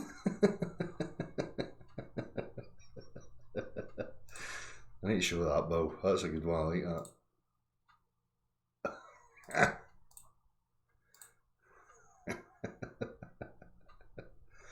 I'm not the Messiah, I just enjoy wearing my robe now and again. Nice, Bill. You're getting too good at that meme stuff, Bill. I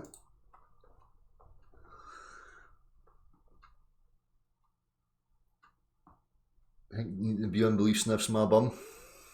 What do you make of that, Beyond Belief? You're an arse sniffer. Everybody thinks I'm Beyond Belief or Beyond Belief's me or whatever. He's the same guy. He's there fucking tighting right now. I'm not, look, here's my fingers, I'm not tighting, I promise.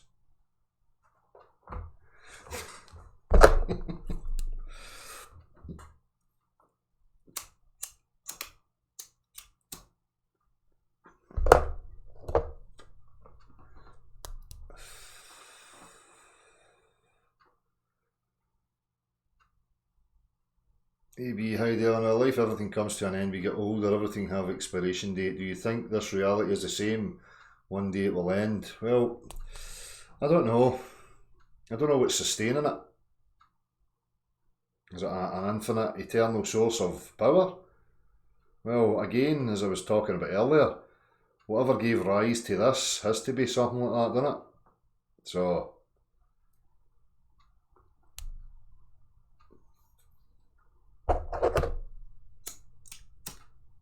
why am I seeing a circle? Am I offline? My screen's just buffering, but I can see the chat box moving. Oh no, it's there, it's fixed now. What's my view in Christianity? Good idea. Maybe one day I'll put it into practice.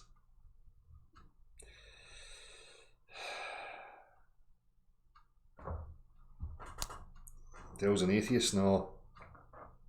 No. I just reject man's concepts of the infinite and the eternal. That's what I reject.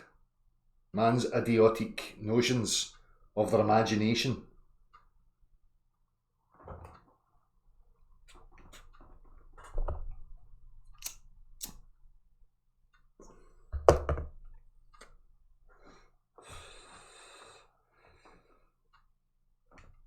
Right, well, I'll end that one and I'll try again.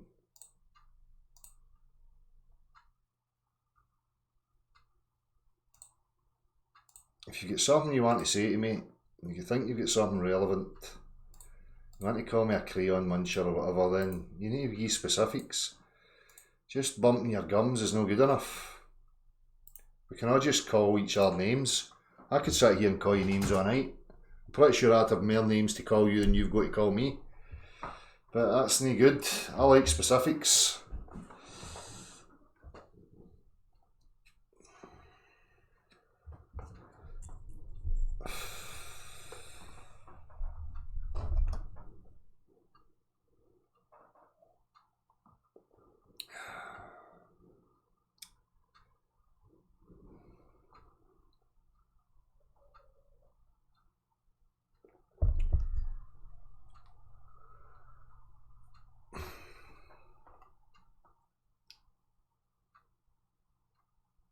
it's not about jailing flat chord music. It's, you know, you've got to be able to apply aspects of logic to trivium.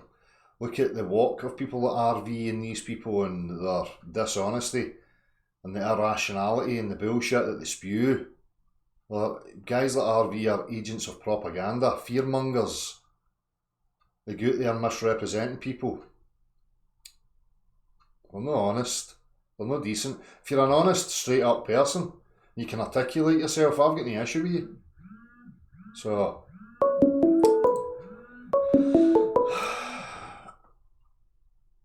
what is it?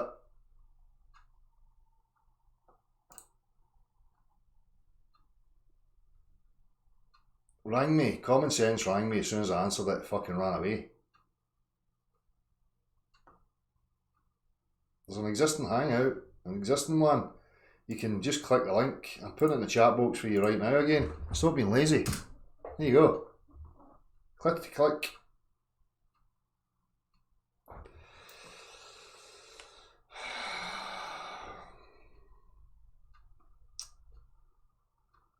So let's get back to something decent. Stimulate me here. I'm just going to switch it off.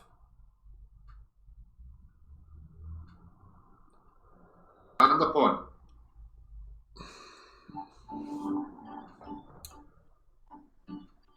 Well, that's just very.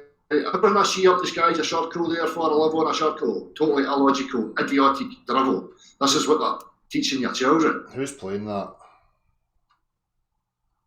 Is that you with a soccer account, Joey Rocha? What do you want? Yo, are you ready to have a conversation? Every single time you just keep yelling, let's just talk. Well, you have a Do you want to conversation. talk? That's what I'm on your show for. Say something then.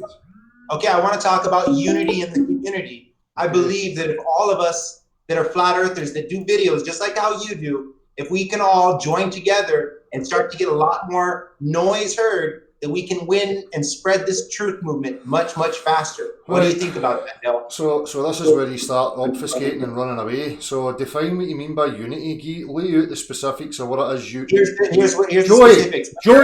Joey! This is why it descends into fucking idiocy. Because you don't fucking listen, son. Now Okay, go ahead and talk. Be specific. You've just Calm down and talk. Don't try and take. Look, you're just being antagonistic. You're no the upper hand, son. You're a clown. You're idiotic, thick as fuck, and I see you a mile away. So get off your high horse. This is why I don't want to speak to you, because you're a moron. You come with a messiah complex and you think you're something. You're a fanny. Right? So be specific. What do you mean by unity? What do you want me to do? Go. Thank you for my time. So when you're in war, which we are in a war, we're in an information war. The earth is flat, 9/11 is a controlled demolition, etc., etc. Your enemy's enemy is your friend. All of those who believe the same way as we do, we unite with them, regardless if we get along with them or we think some of their information is wrong. You don't do that when you're in a war. You unite so that we can become bigger in numbers, so that we can become more effective. Joey. That's the answer. Joey, but if you're going to suggest You're welcome, Del. if you're going to suggest it's a war of information, so it's hugely important that the information's articulated specifically and on point. No added on with fucking ice walls and domes and my God and my Messiah complex and all the other fucking drivel. So take your unity and ram it right up your baggy ass, son. You've not got a clue what you're talking about. It's not a war that we're out in the field with fucking guns. It's information attention. It's about the individual discerning for themselves. No, you're wrong. It's Shut about up. unity. We Shut can't do up. it by ourselves. Define We're what you only mean by strong unity. in numbers, Del. I'm going to ask you Del, again. Del, I'm you're going an to ask you idiot. again. You're an idiot. But I'm trying to help you I'm because going I'm to ask not you an again. idiot. You're no help. I want to help you because you're an idiot. See, this is Joyce. You don't understand how to win. This is You're an Joyce. idiot. This is You're a big Joyce. stupid idiot. This is Joyce. And I've I'm already not, so I'm won. trying to help you. Listen, Fanny You're too Sacks. stupid to understand, Del. Listen, ball Dumb. sack sniffer. You have no brains Listen, in your son. head, brother. You're stupid. You're like the scarecrow from the Wizard of Oz. Right, fuck you. You're not getting time on my platform, you little fucking creepy wankstain. Again, people like Joey Rocha can't articulate what it is they're actually trying to say. Because what he's trying to say is, stop being a rogue, gonna join my wee culty team and stop causing us problems, because you're fucking the whole thing up for us. If you're going to suggest that it's a war of information, then information has to be passed responsibly. We can't run about muddying the waters with fucking needless drivel, which, as I've always stated, has been my problem with these groups. You herd people into groups, you end up under weak leaks like Joey Fucktard. And if you don't go with what Joey Fucktard says, you're ousted from the group. You'll probably gaslight you. So what fucking use is that to anybody? Encouraging people to be discerning individuals that can't be herded into groups and under the banner of groupthink and moderating their behaviour and their thought patterns and their speech and whatever else, then that's how we get out of this pish. Again, I keep asking them, what do you mean by unity? What do you want from me? What is it you want from me?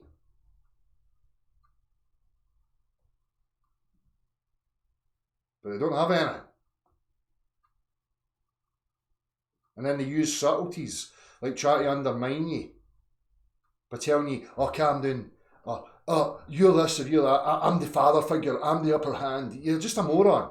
You're trying to project your weakness because you're weak and shiting yourself. You have to use those tactics because you know that I'm going to obliterate your idiotic, illogical crap. From now on, if people like Joey Rocha or anything come in, they're going to have 10 seconds and I'm going to count it. 10 fucking seconds to articulate and be specific on what it is they're actually saying. So, before you even dare hit that button, Joey Rocha, what is it you want me to do? Simple. Just articulate it. What is it you want me to do? Apart from teabaggy.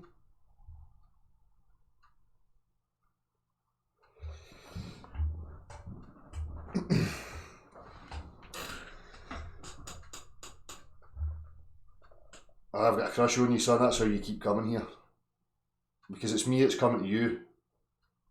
Oh, that's right. It's because I'm a pineal gland master. I'm actually manipulating you by using the pineal gland mastery away over there in the Bahamas or whatever the fuck you are to make you come here. Is that what's going on in your brain? Dell, you asked me a question.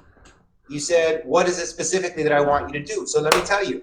What I want you to do specifically is to encourage the growth in the community. That's what I want you to do. I know you got a stupid look on your face, and if we were in person, I'd slap the shit out of you. No, you wouldn't, son. Bitch. You can only dream of that. So, you're a little bitch, Del. You know it. So, I'd slap that little look off your face in a second, you little bitch. And you know it. Grr, grr. That's right. Such a grr. That's right, brother. That's right. Yeah, you're fucking pathetic. I would laugh too if I were you because you're scared. You're fucking pathetic. Oh, I'm shouting it. I'm shouting it. Joey Rocha made you bitch mate, right? Admit it. Admit it, Del. Is this it? So is this what you want me to do? You want me to encourage? What was it? Yeah, again? you are. You're my bitch. I want you to shave my balls. What was it you want me to encourage? My balls for me, Del. Was it, prove to me you've got balls, you prick. Prove that That's you've got your balls. job to do because you're a little bitch. You're too afraid. Prove to me you've got You're balls. too afraid to unite. You're mad because you didn't get invited to the meetups. You're mad because you're not a speaker at the meetups. So your little feelings got hurt. Listen, so I'm Joey. trying to slap your hand back. Joey. You're too much of a little biatch. Joey, see the very first conventions here in the UK. I was asked to be a speaker at the conventions in the UK and I rejected it. No, you weren't. No, you weren't. You were never asked and you didn't. That's enough of you, son. You're no welcome here. You've got no time for you, son. Aye, common sense. You can click the link in your smartphone. I'll put it in the chat box right now. Just click it. It should just bring you in.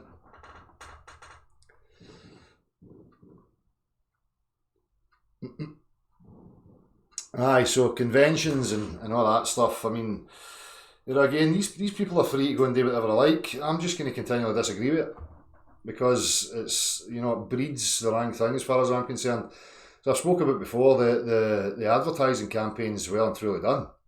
You know, it's everywhere. Everybody knows about this topic. So what's important now is how people represent the topic, which is where people don't want to go.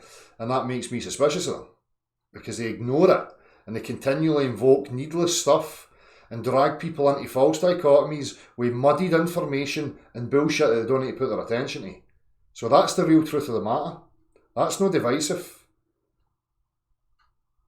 What they're up to is divisive because it's the mindset that it's breeding. Oh, I don't need to understand it.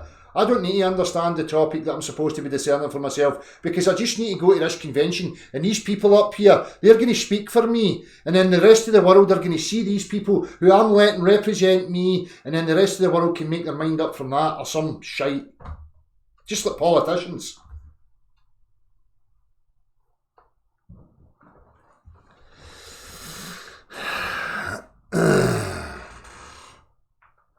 That's it, Emerald Rider. I just let them display exactly what they are. I don't need to ban them. They don't define me. I'm no giving a fuck about it. They'll represent themselves.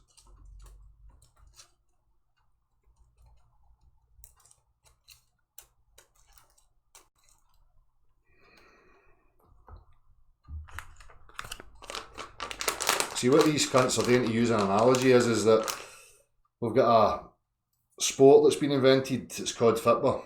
Now, suspend your knowing of the game of football.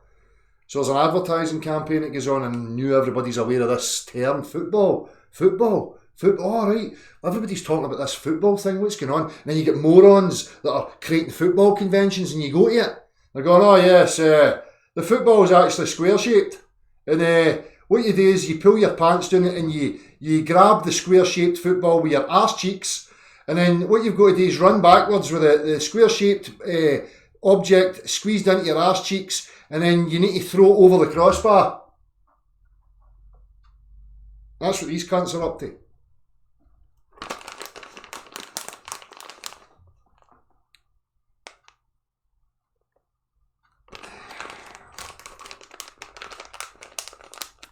So the point is football is known. So what has to be important and relevant is the specifics of the game of football, so that people actually understand the topic or the game.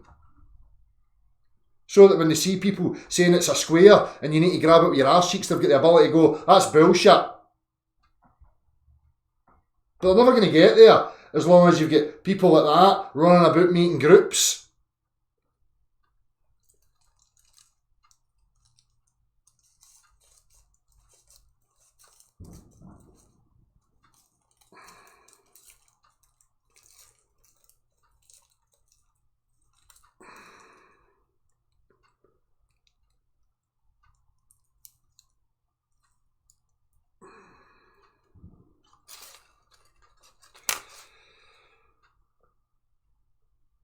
Well, last Saturday night was good. Neil W. It was good.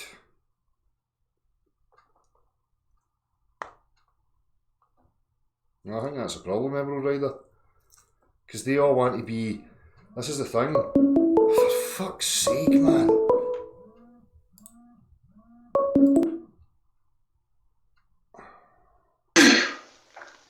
Hello. Hey there. How's it going? It's good to finally talk to you. How you doing, mate? I'm alright. Good. I just wanted to say I admire you a lot for your social skills, and I appreciate what you're doing. You think I've got social skills? They look pretty good to me. Maybe out in the real world, but it's kind of difficult when you're dealing with fucking vagrant antagonisers on Tinterweb, you know? Yeah, sure. I've not really got a tolerance for that. Yeah, that's a good thing. I feel the same way.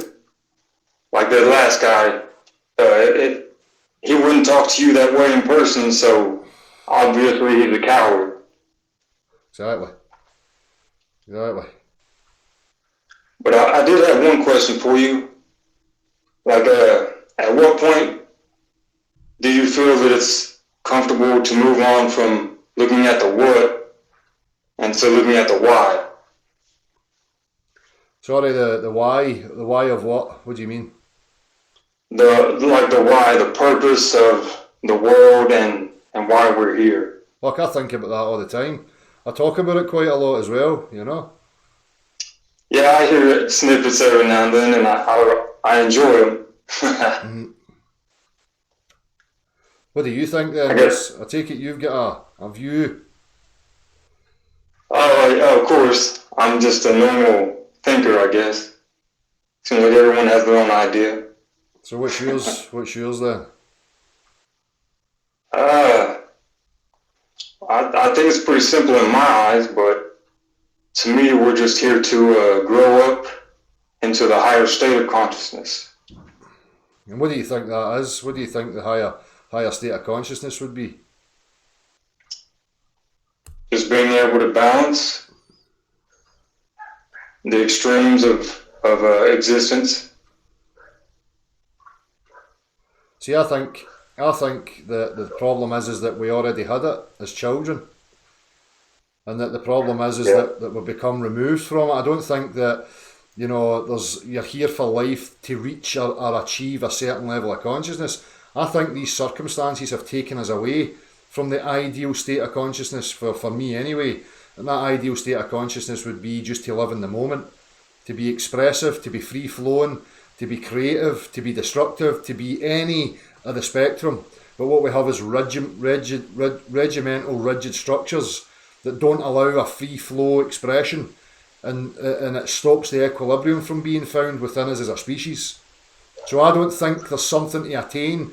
What I've learned from this whole structure of civilization or society is that it's just delusional.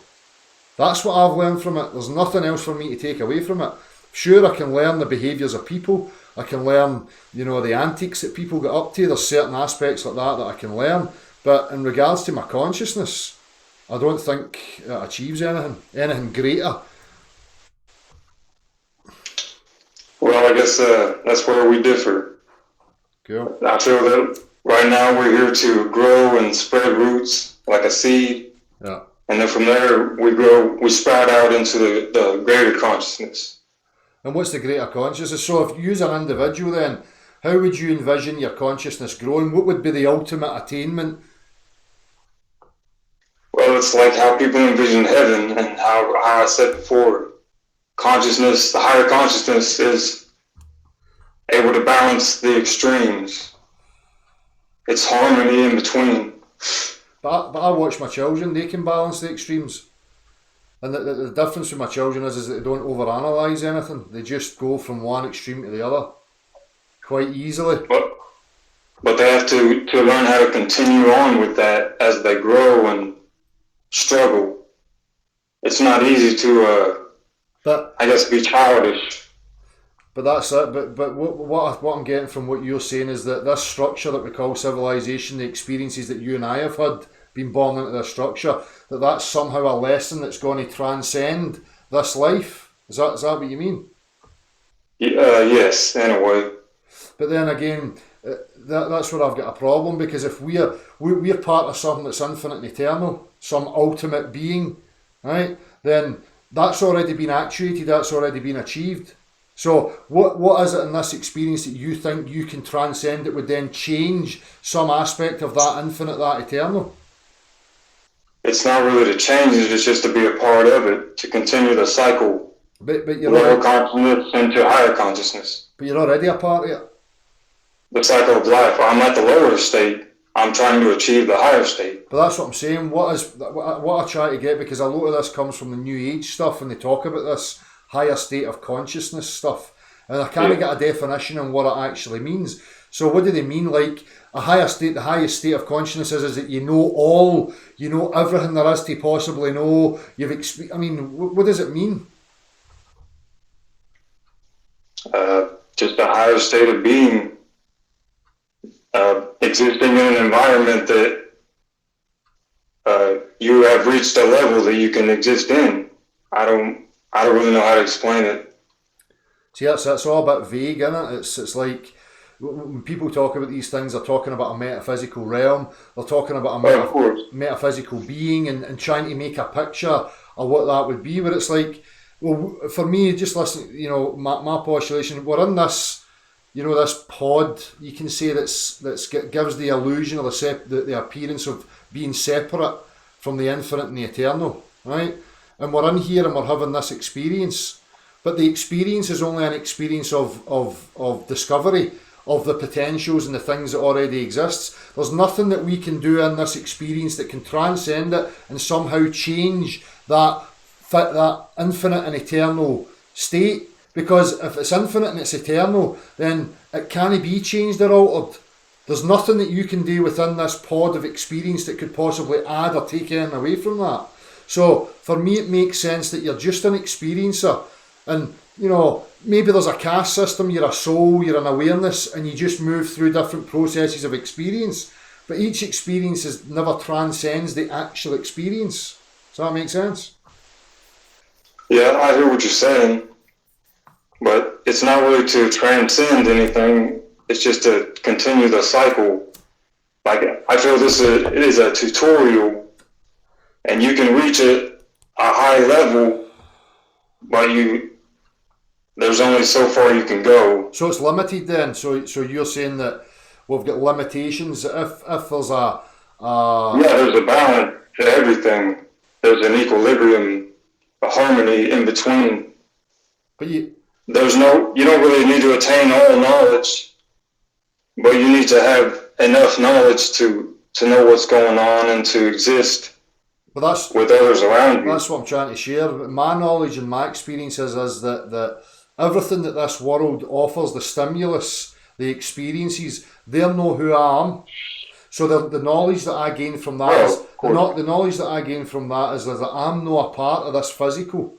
I'm something different from the physical. But if I attach myself to it and I delude myself into thinking I'm part of it, then I can become part of it. I can become lost within myself. So my experience was to rewind all these things that I've taken on board from the stimulus, you know, the culture, the experiences, and realise that they were never me. It's the circumstances that I was born into. The only thing that I am is pure awareness, an observer. That's it. So how can that be altered? How can that be heightened even more? If I was to keep, adding increments to that, where does it end? Well, it's just a continuation. Awareness is you're singular among the plural. It's just learning how to be you and exist among others. But that's it. But that's like life right now. I mean, there's a world right now that you've never been to. There's areas in the world that you've probably never been to that exist, right? But that doesn't change your awareness. Your awareness remains the same regardless of what you've actually experienced. So you can only have a new experience or a new discovery. But there's a foundation that I'm building while I'm here for who I am and who I can continue on to be, and at a higher level, a higher state. And what would that higher state be like? Well, if you're trying to achieve something, you must. It's like if I've got a goal, I know what the goal is because I know the end result. So if you're saying you're trying to achieve something, you must have a vision of what that end result or where your goal would actually be. Well, I could look at how it would be right now if everyone knew their environment and their purpose. It would be a very nice place to live, I imagine. Well, what if if everyone was mature and there was no one that needed to grow up? But that's where I have issues. This word purpose. Like, we have a purpose.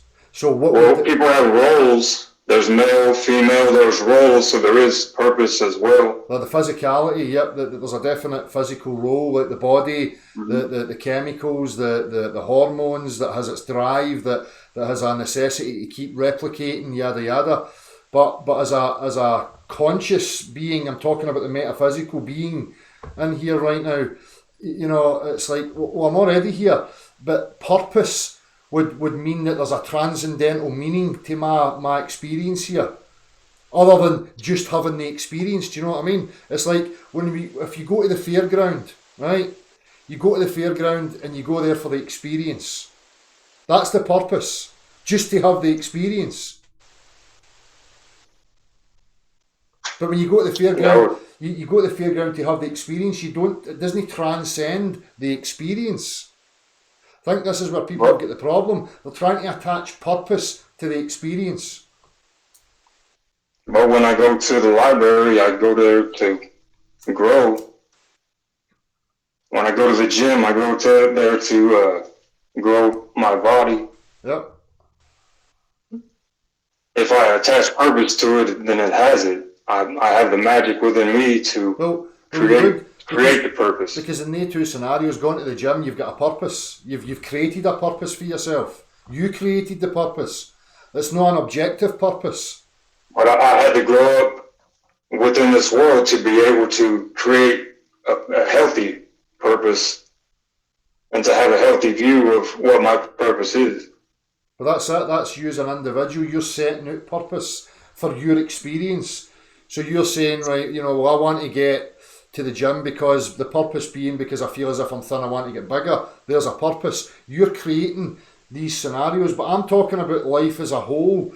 I'm not talking about what you partake in within the experience. You can create whatever avenue you like, but when people say purpose, they're usually meaning a purpose that transcends life. But that's what I'm saying. Everyone's purpose here is, as an individual, is to grow up to who they are individually so that they can exist beyond this world in a higher state of consciousness. But I'm the same person that I was when I was a child. I'm the very same. Well, I don't know. No, I but feel that I'm different than who I was as a child because I see things differently. I have a better understanding. you learned new things. You made realizations through experience and circumstance. But the essence, the core of you, to struggle. but the core of you, your essence for me would have been the exact same as when you were 5 years old as what it is right now. Deep down inside, you're the very same thing, regardless of the attachments of your persona. The things that you partook in, experiences, relationships, going to the gym, going on holiday. You were always the same essence through every one of these scenarios. Mm-hmm. That's like we're all seeds, but we all can grow out to become different plants. Mm-hmm. Yeah, depending on what choices you make.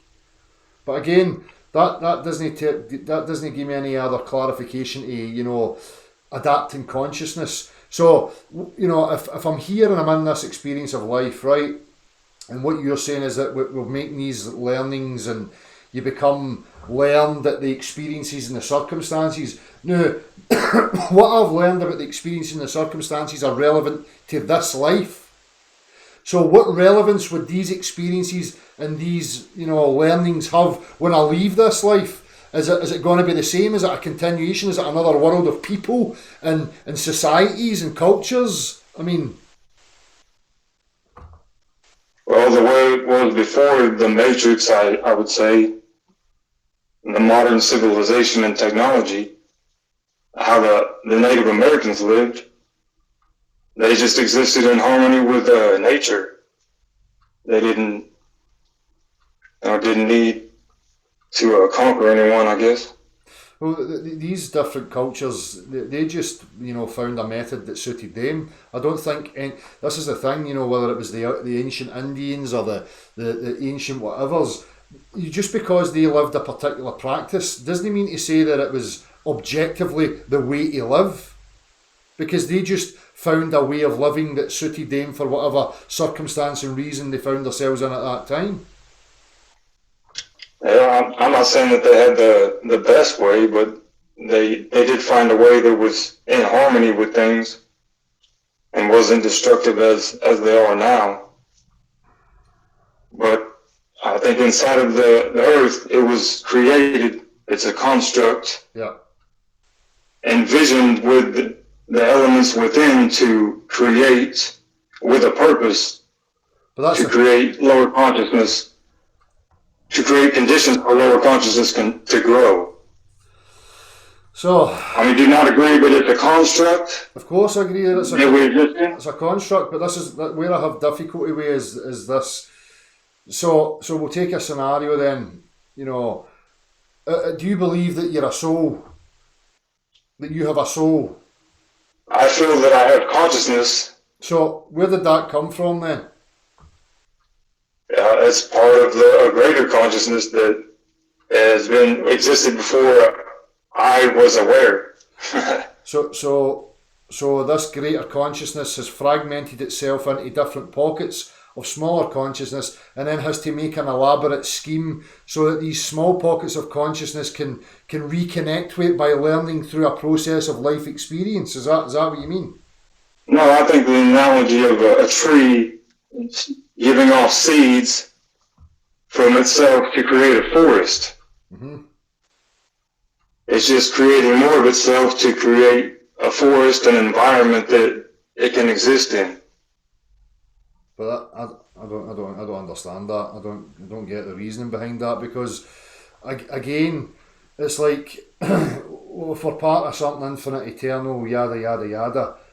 Why does it have to go through this elaborate process to create souls or consciousness that grows and then grows into what? What is the ultimate goal of this growing of consciousness? I just don't get it. The problem is for me, as I say, is that I think people can. What's the purpose of a forest?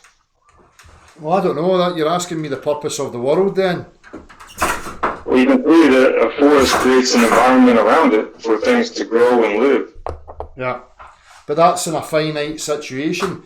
So what we must be part of something finite then that has to continually grow. Without any outside sources, they will continue to grow. But encompassing everything is something eternal and infinite. You agree? Everything's eternal and infinite. Well, what we're a part of, what gave rise to everything that we can experience, the bigger encompassing picture is infinite and eternal. It has to be right. It's right. Just a part of time. So if it's infinite and eternal, that means that you can't add anything to it and you can't take anything away from it. So how then do you create a structure of progression and making more or whatever, because you can't change it? The only thing you can do with the infinite and the eternal is experience each and every aspect of it. You can't change anything in it. But there is a beginning and an end to everything. In this life. In this life there is. And then in the infinite as well. Well, it can't be. There can't be, because then it wouldn't be infinite, it'd be finite. If there's a beginning and an end to something... It's a cycle. It's a cycle. It's an infinite cycle. I know, but look, there's a beginning and there's an end. That's finite. It's got a finite... But it's not a cycle. It's just a straight line. Well, even a circle. You can go round and round a circle forever, but it's still finite because it's got a defining edge. The circle was drawn at some point, but then it just continues on. But I think, I don't know if you've just got I'm trying to use the right words here, a misunderstanding of what I mean by infinite and eternal, because infinite and eternal means no beginning, no end.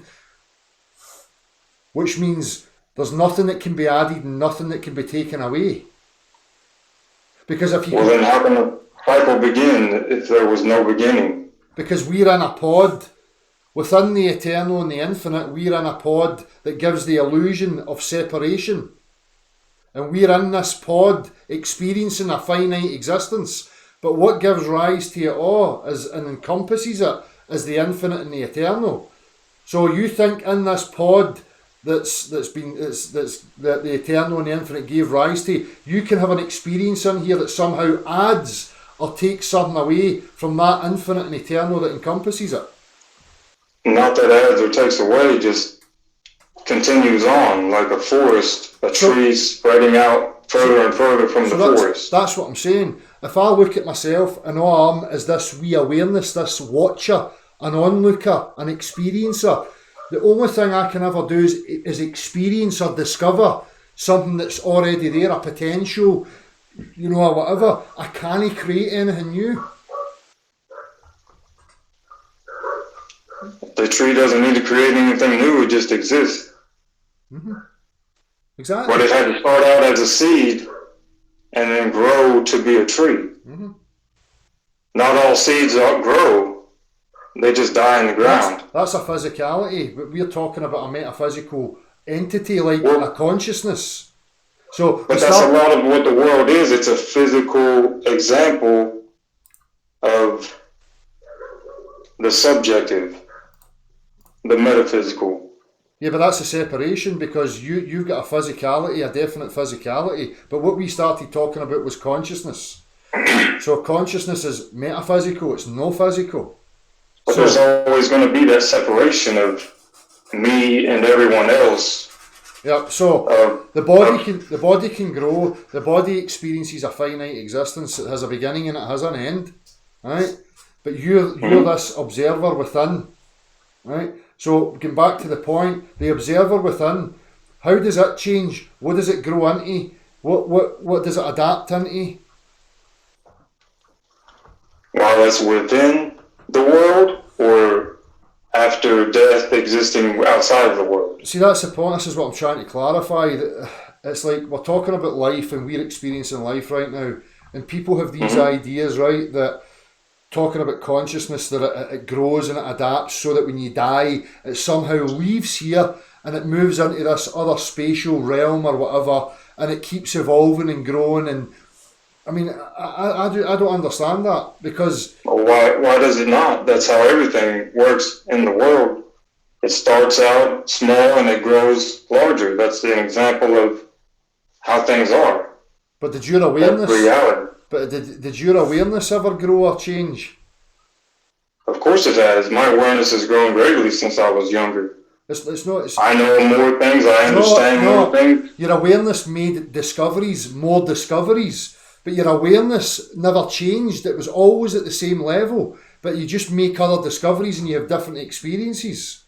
Well, I separate awareness from consciousness. But I kind of think with the two of them is the same. It's a problem I try Because we're all conscious, but we're all at a different level of awareness in my eyes. Like you're saying, awareness as a child and awareness to now is different to me.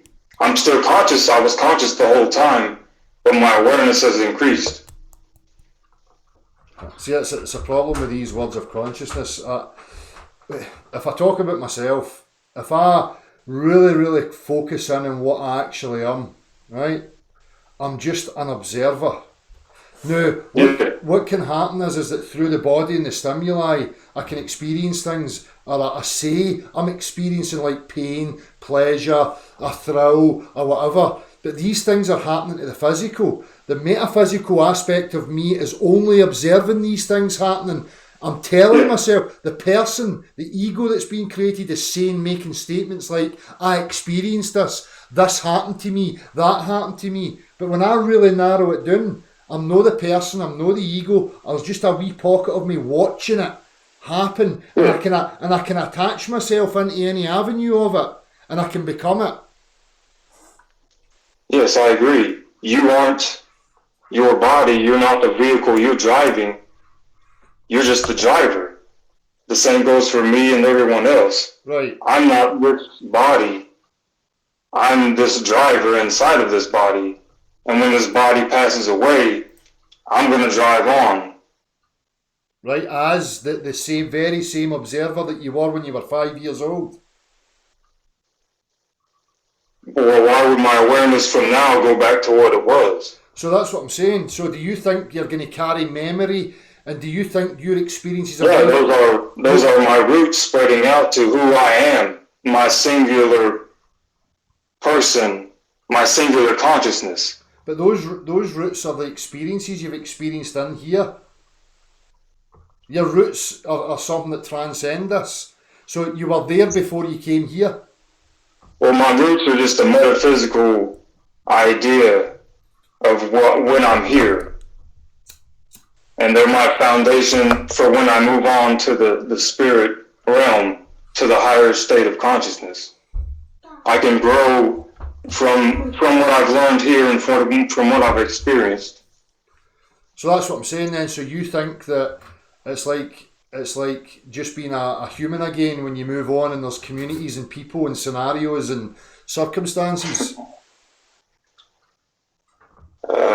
I mean, it's... Well, it would have to be because... Sky's the limit. Well, listen, you've probably lived a life like me. You've lived in civilization, the family life, yada, yada, yada. So if you say that these are teachings or learnings that you're going to carry over into some other realm, then it's going to just be the same again then. So is it like, oh well, you've got an old man's head and a young person's body just in another world with the same similar scenarios? I mean, No, I don't think it's going to be the exact same. It's just, I think existence is the same no matter what level of consciousness you're at. But your ability to create your existence is different. sorry, say that again. Your ability to what? Sorry. Your ability to create your existence is different. So it's just a different experience you can have. A higher state of existence, I guess. Yeah. Or just a different experience. This is where I've got the problem, man. Right? Just so you understand where I'm coming from. I don't like where I live now. Right, so when I go to the fairground, I'm just going to keep using this analogy. I go on the roller coaster. I have the experience and the thrill of the roller coaster. Right, my awareness, my awareness of that experience is there. So I have the experience. Then I come off the roller coaster and I go somewhere else.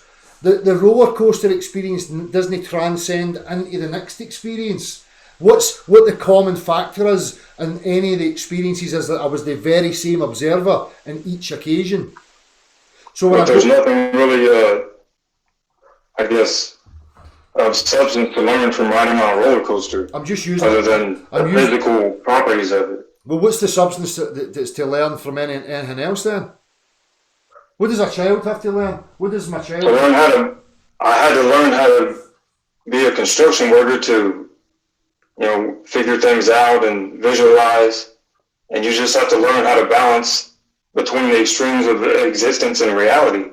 So you're in this fairground that you call life, and you've decided, oh, well, I've got an interest in construction, so I'm going to put my awareness, my focus, my intent to this, and I'm going to understand it, and then I'm going to utilise it, and I can play with it, and I can construct now.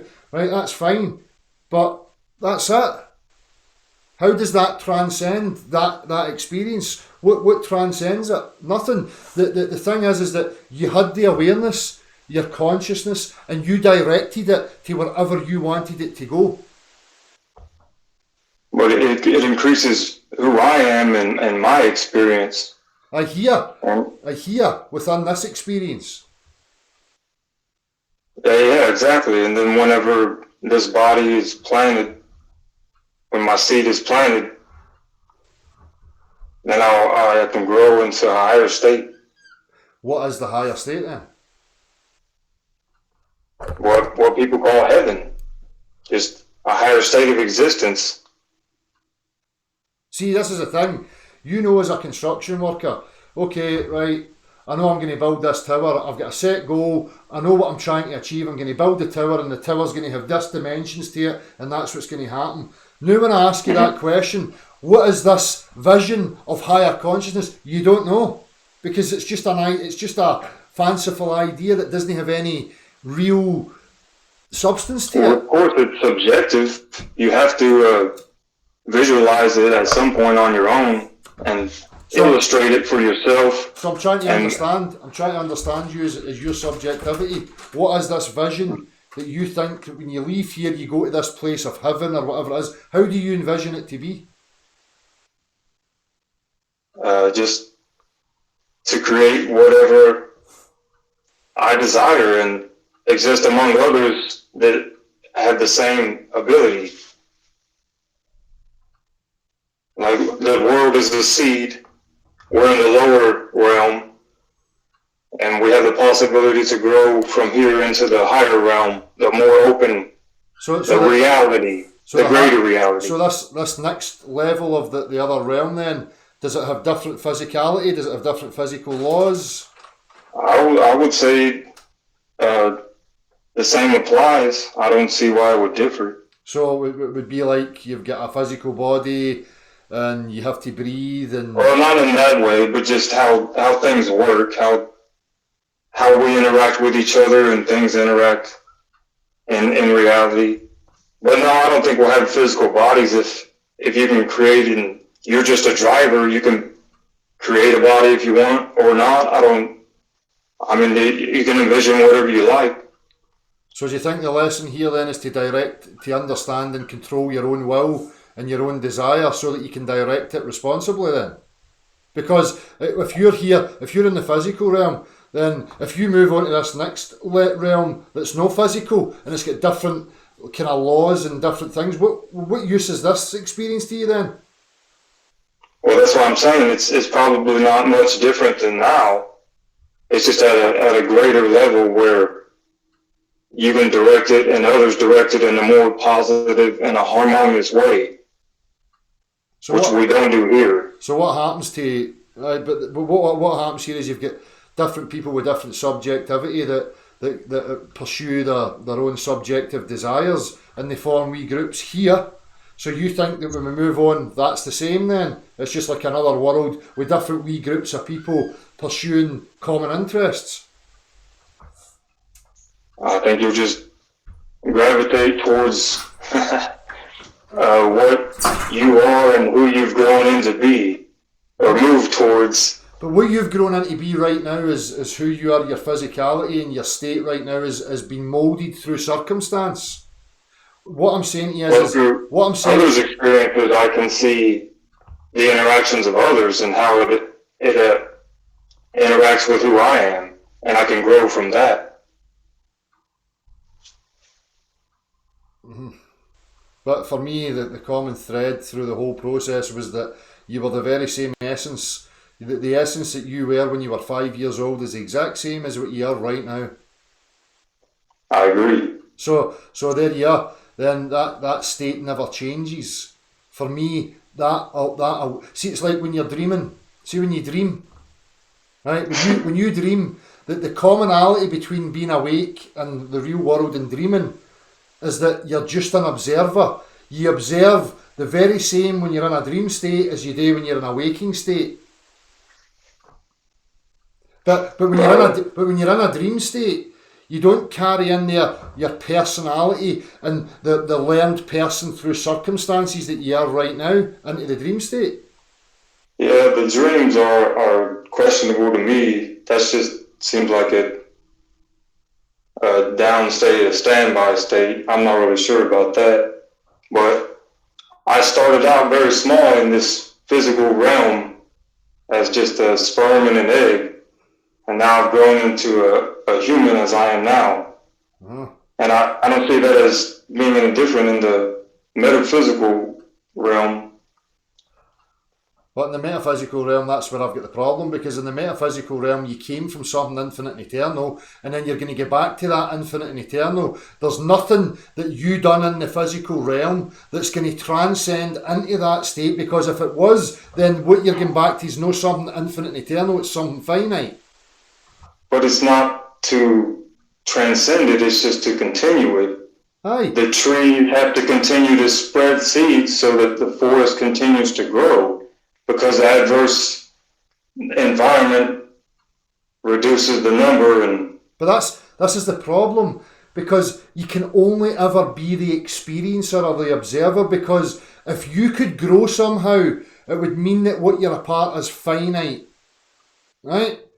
But if you're part of the infinite and the eternal, which means there's no beginning, there's no end, there's an endless amount of experiences and possibilities that never end, the only thing you can do is move through and experience any given point of that forever. You're never going to get to an ultimate ending of realisation, actuation, awareness. I wouldn't even want to get to that state. What would the use be to me to get to a point of total awareness of my whole being and everything that possibly exists? That would just drive you insane. That's not a state that I see as that you can attain. It's just, you don't need to know everything. You just need to know enough. You need to grow up to know enough to know the good things from the bad things. But you're talking again about this experience. So as a human, as I grow, I learn, okay, don't put your hand in the fire because it's going to fucking burn me. Or don't walk out in front of traffic because I'm going to get hit with a car. Or yada, yada, yada. That's experiences within this realm. Yeah, exactly. The seed has to spread roots out before it can sprout upwards.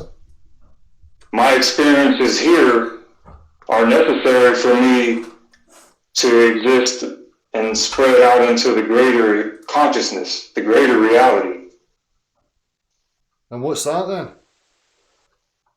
A finite structure A of cycle. A cycle of lower consciousness becoming higher consciousness. and then what happens when you get to the highest point?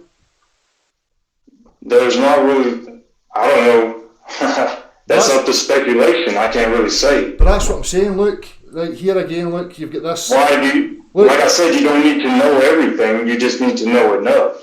But Why do you need to know the highest point? because what you're postulating is a finite structure of like you're saying you've got this consciousness here at the bottom, and that you're going to climb the ladder of consciousness to this point here. So it must have a cap. It must have an ending. Well, instead of a circle, if you look at it on a time, the wave, you could say the high part of the wave is higher consciousness, and the low part of the wave is lower consciousness. So when you like get- a sine wave, up and down, up and down. So when you get to the A peak, continuation of flow of time. so right, okay. Higher consciousness, lower consciousness. So what you're saying is that you build up to this peak, and then you fall again, and then you build up. Not you individually. Just consciousness continues the cycle. Whose consciousness? Just consciousness as a whole. The forest. I don't know what that means. Well, each tree makes up the forest. Uh-huh. It's a continuation of existence. But the forest and the trees within something bigger. They're within just consciousness, awareness. They're within time. I haven't been beyond this realm, so I can't say. See, I'm just using examples that I can see within this world to build on and to, I guess, move beyond this world in my mind. See, I'm going to be blunt, right? And I don't mean to offend you in any way, shape, or form, right? I really don't. I'm just going to say it how it is. I think that a lot of this stuff that you're saying is influenced by New Age, nonsense. And it sounds good because what it offers is a continuation after death, right? And that's fine. But where I've got the problem is when you think and you start postulating that your consciousness is this thing that grows from minute to the top, like it's got a hierarchy that it can attain or achieve. I just disagree with that. I think you've been an essence. You're probably an eternal essence that always has been and always will be. And the only thing you can ever do is move through different experiences. That's it. The experiences are what they are for what they are. You don't create them. You never created them in the first place. You only discover them. And that goes on infinitely. That never ends. So there's no purpose to you being you or me being me? No. There's no purpose at all? It's just an experience. Because purpose denotes something that transcends the experience, that adds or takes away from the encompassing infinite and eternal. But that's why I was asking, do you think the world is a construct? Of course. Do you think it was constructed with a purpose? Aye. Because I construct things with a purpose. Yeah. And the purpose was just to experience. Exactly. So it's just like a fairground, like you said. Because if it's not that, if it's not just an experience, then the problem starts to happen because you're trying to transcend the experience and make it bigger and make it mean something. But if I only want to stay stuck in this experience, then I only want to stay stuck at a lower state of consciousness. No, but if I want to transcend this state, I need to learn how to be in harmony and to be in balance, to be at a higher state that the same as that constructed this world, this reality. Harmony and balance is realising that you're not the machine, you're not the physical entity. That's the balance and the harmony. that you can detach and learn that the power of this technology is that it can draw you in. You can delude yourself into thinking that you are the technology, that you are the experience when you're not the experience. Yeah, I agree. That's what I'm saying. That's exactly what I'm saying. Aye. Don't point at your eyes though. So this is the thing, you know, people are constantly trying to place meaning upon what we experience right now and trying to say that it means something as we leave here, when it doesn't. When I go to the fairground, I go there for the experience of the technology, the thrill of the fairground, and when I leave it, that's it. I go to another experience. That's it. But that's what the world has been turned into. That's what the government would like everyone to believe. This is just an experience. No, the world's trying to tell you that it's got meaning. Either that it's Society. Society wants you to believe that it's just an experience. Well, they're trying to tell you just live life. But these There's no purpose, right? But these are ideologies. These are things that are telling you that you're here for a purpose, whether it's you're a purpose of evolution, you're a purpose of but there's good things and there's bad things. Well, that's subjective. There's a common subjectivity, I would say, a common sense of things. Mm-hmm. But there's people out there that are psychopathic, that have got a different essence to you, and they don't look and view things the same way as you view them. They're on the extreme end of the spectrum. I'm trying to be in between. But I'm everything. I'm the full spectrum. I can be a psychopath in the right circumstances. I can be. Well, yeah, anyone can, but exactly. Can they balance them? Can they stay steady and stable? Well, that's it. Some people can. That's kind of the lesson that people need to learn here, I feel. But that's you got to learn how to balance and be who you are. But that's just like learning how to drive the car. At the same time. That's it. It's just like learning how to drive the car. So you come here, you come to this technology of the world, you get in this car, and then you learn how to use it. And that's it. Exactly. And then that transcends into the greater reality, though. But the greater reality. That's why you're here, is to learn how to drive. But in this reality, though, it's only relevant to this experience. Well, how do you know? Don't you think it transcends to something greater? No, because the physical body dies and decays. Well, it's just an analogy. But the physical body does die and decay.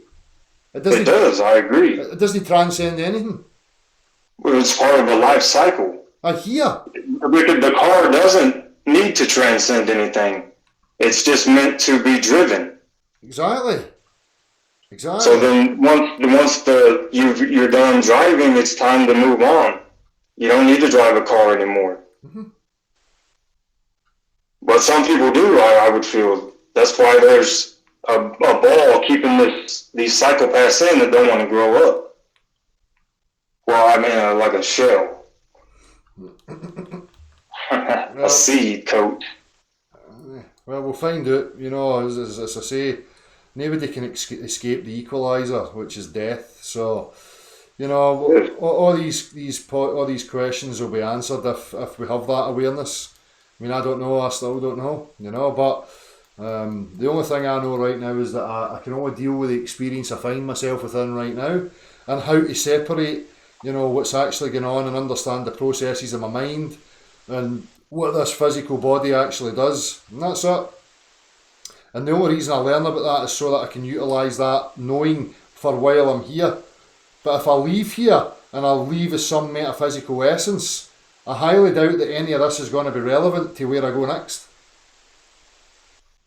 I don't understand why not, though. If you know that you're just the driver.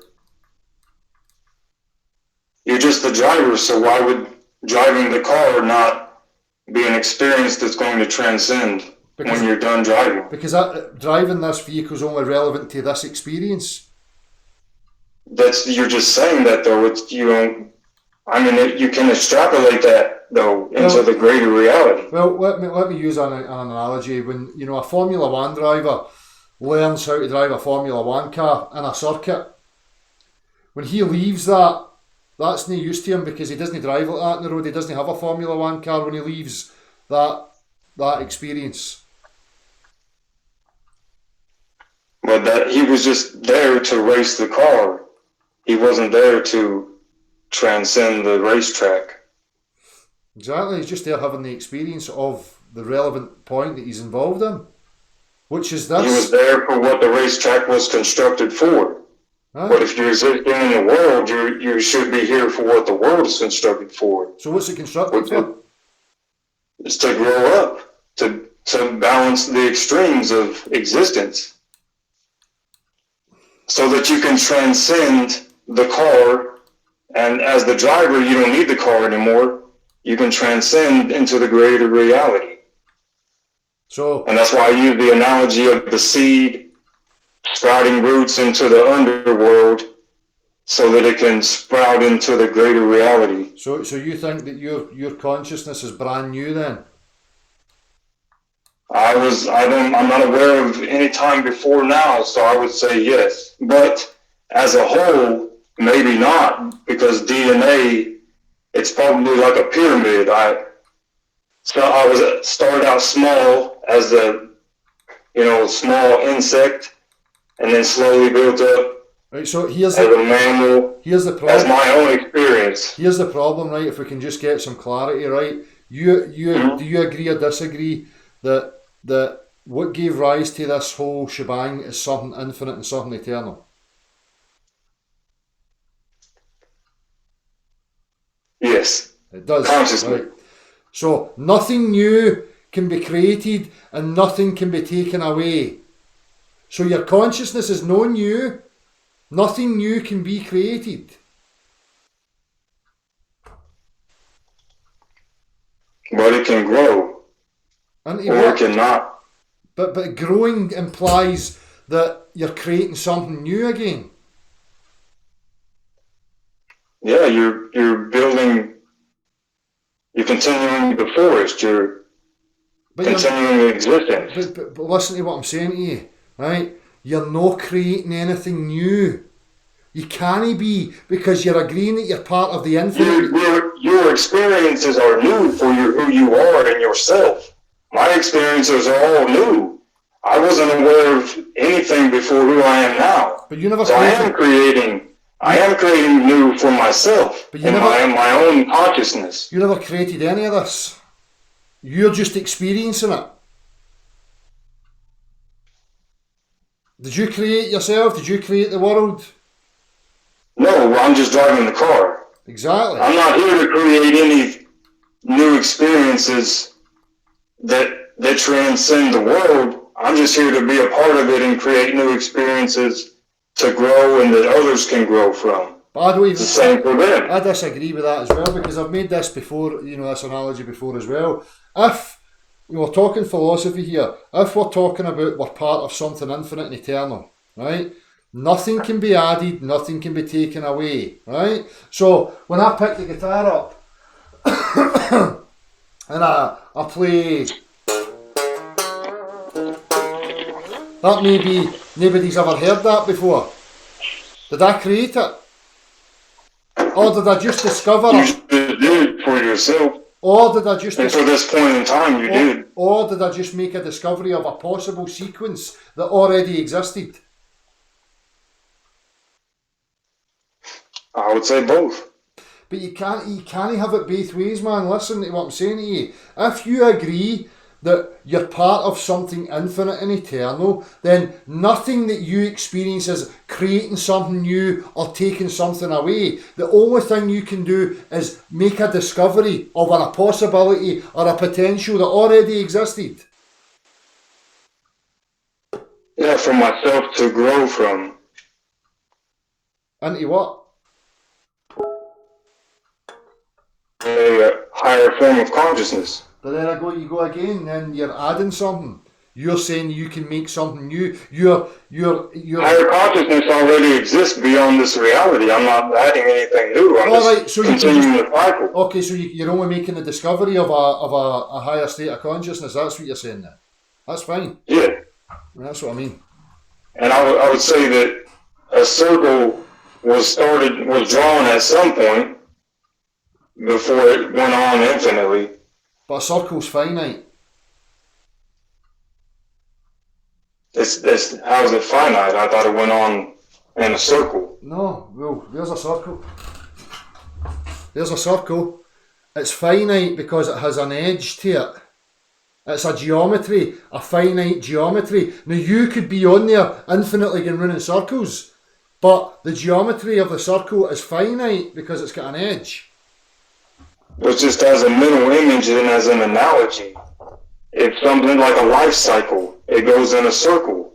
It doesn't end, but it did have a beginning.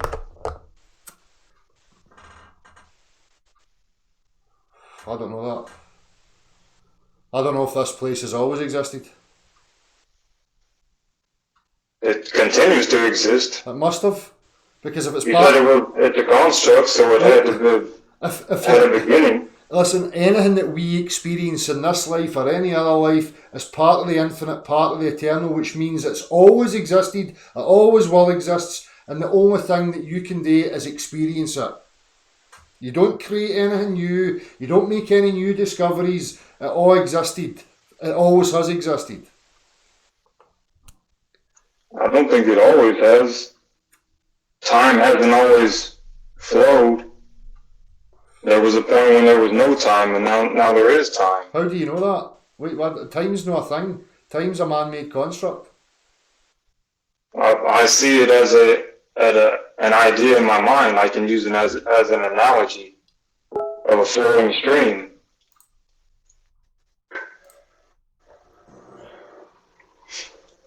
But I appreciate you talking to me. I don't want to wear you out on stuff. No worries, mate. So, I really appreciate what you do, and I hope you keep it up. I know guys like the last one, they're pretty prevalent. aye.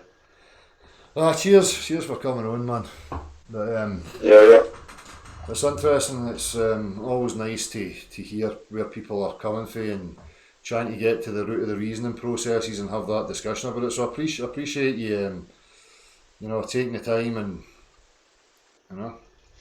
And you did inspire me to make a video, and I commented your name on there, so I hope you're alright with that. What's your channel? What's your channel name? It's Common Sense 999. Common It Sense. was Common Sense, but somebody else already had that, so I added the 999. 6 videos. Is that you with the enclosed earth with the dome? That's the world seed, yes. Nice one. Cheers, I'll check your channel out, mate. I appreciate it. You have a good night. You too, buddy.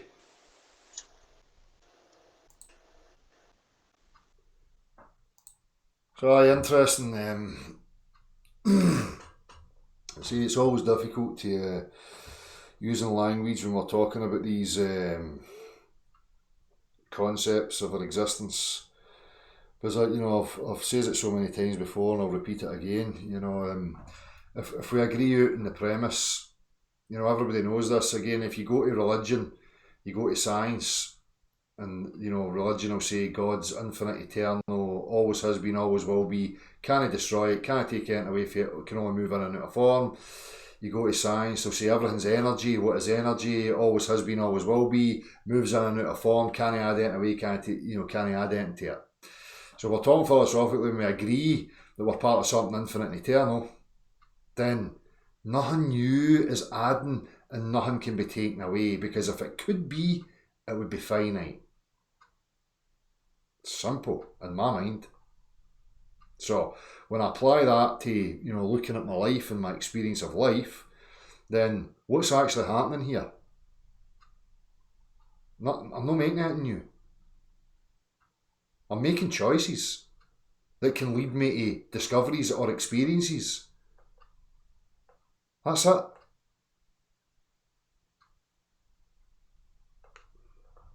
Anyway.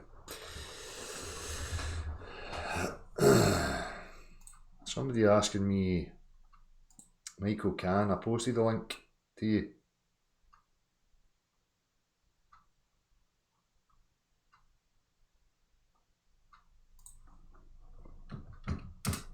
Fucking hell, 10 to 11. I've been on here for fucking hours.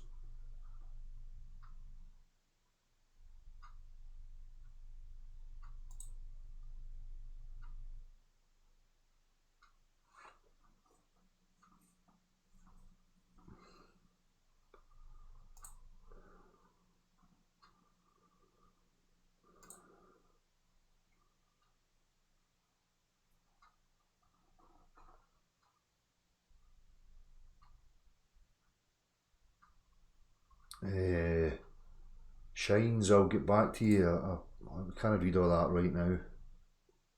Pico and Dave Hinkle, sorry, I just seen you have messaged as well, but the link's been in the chat, so people can click it from there.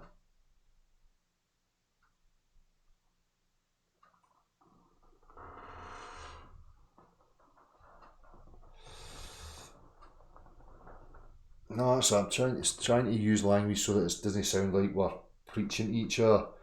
Just trying to have a discussion and come to an understanding of the reasoning, and you know, get clarity on the concepts that people have.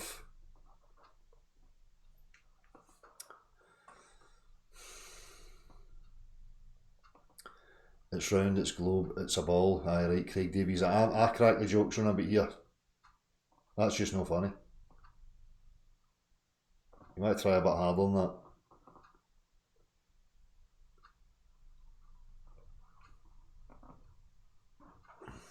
People enjoy the discussion, good. So say, I'm always inviting people to have more of these discussions. It just takes a bit of time for us to iron out the use of language and what we actually mean when we're talking to each other.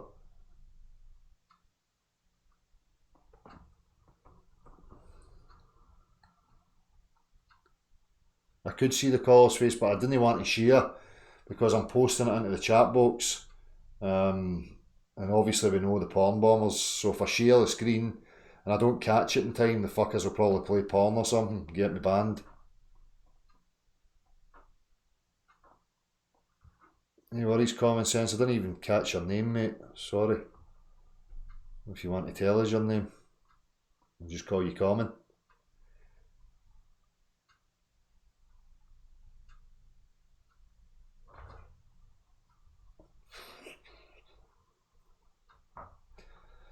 That's it, Keith Anthony. When we're talking about metaphysics, you know, the unknown, and we're trying to use fucking limited vocabulary to describe stuff we know nothing about, it's kind of difficult.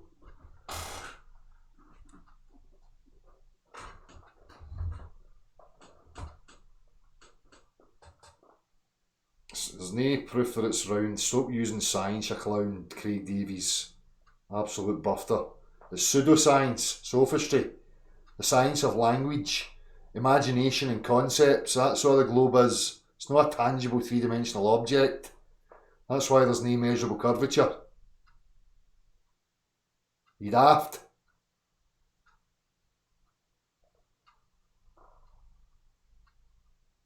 Well, that's it. Disarrayed, nobody knows what consciousness is yet. I don't even know why we sleep. So...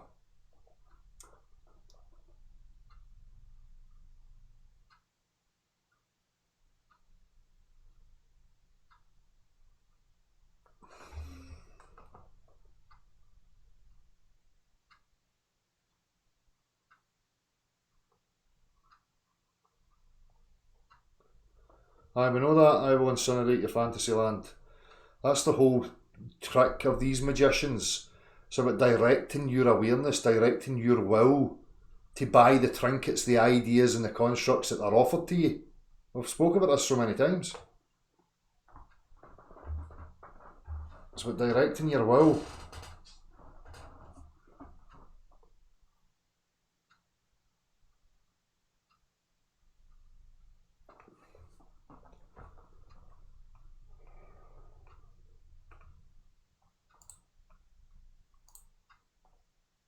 Right, 2 minutes I'll wait for this person and then I'm off skis.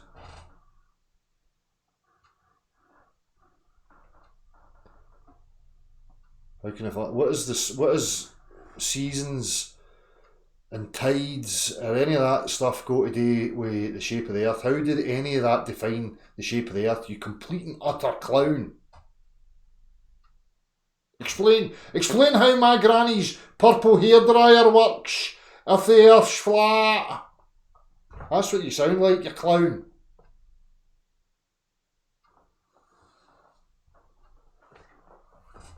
I'm sick of this shite. You must be new. Come on to fuck. Stop embarrassing yourself.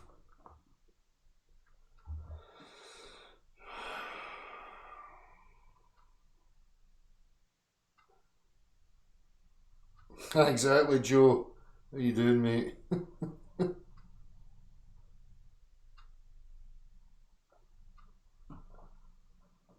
It's not a sensible question. It's a loaded question. XXXXXXX. You're complete and utter FUD. Do you think I'm no smart enough to see through the bullshit? How can you explain seasons in a flat earth? The question that you should be asking is, what the fuck has seasons go today, or tides go today with establishing the dimensions of the earth? Go for it. Let's hear it. Chop chop.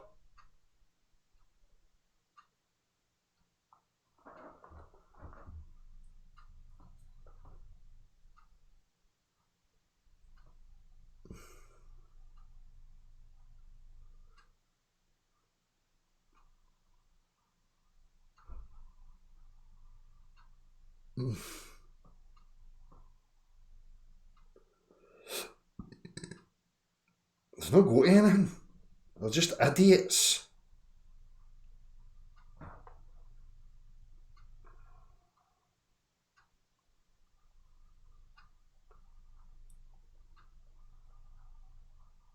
This is the thing about them. We can explain seasons perfectly well on a globe earth. If you can't explain, here's their explanation. Right? The reason we've got tides is because the moon pulls at the fucking oceans. Ooh, with magic again. Invisible stuff. Ooh, it's like fucking invisible rods with invisible glue that glues onto every aspect of the water and somehow fucking draws it towards itself. What a fucking absolute fuckstick you are.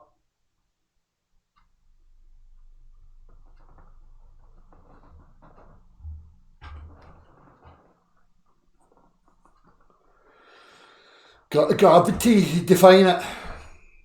Go on, let's hear it. It's an idiotic insult. Gravity being postulated as a pulling force. There's no such thing as pull. It's a descriptor of direction. It's not a mechanism of motion, you FUD. The only mechanism of motion is varying pressure. So are you going to tell me that the moon fucks with pressure somehow that causes tides?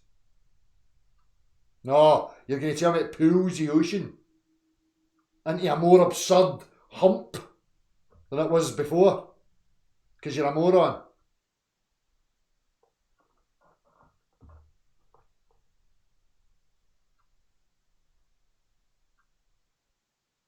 Exactly, Steve HV. Nice video today, Steve HV. Brilliant. You want to feeding the homeless on your birthday? Some man. Happy birthday, by the way.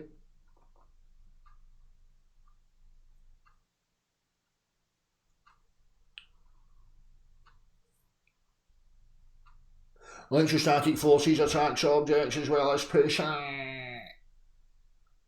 does attract work? We're back to this again. How does this hand get brought to this hand? What is the mechanism in between the two of them? What's the mechanism that makes this hand go to this hand? How does this one get this one to come towards it? Go, give me some magical fairy dust or something. Hurry up, stupidity.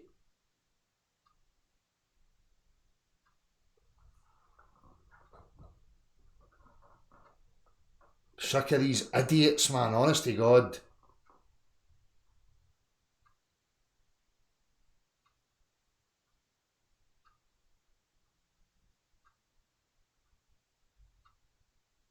Michael where? Michael who? Michael who? Michael Can. I'm sending you the link, Michael Can. It's there, I've sent it to you. Hang on a minute. I'll shut that one down and I'll start another one. Just to make sure. Right.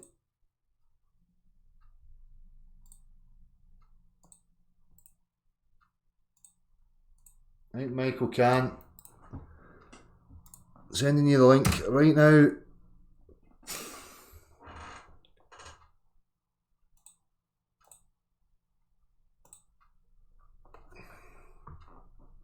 I don't know why it's not working.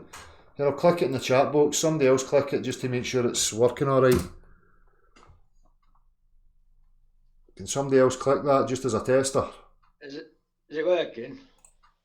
Aye. Who's this? It's Michael. Oh, Michael, how you doing? Not bad, you. Alright, mate, alright. Well, just wanted to talk about what that guy was talking about. I completely couldn't get my head around what he was talking about at all. Aye. All this higher consciousness and all this business.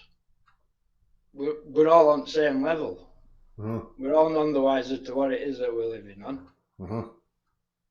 And there's these people saying that they're an higher consciousness and all this bollocks. I just don't get it. Aye. It's a bit hierarchical. It's the hierarchical structures, pyramid structures of attaining levels that denote some kind of finite caste system, and I just can't get on board with that at all. No, I can't, to be honest.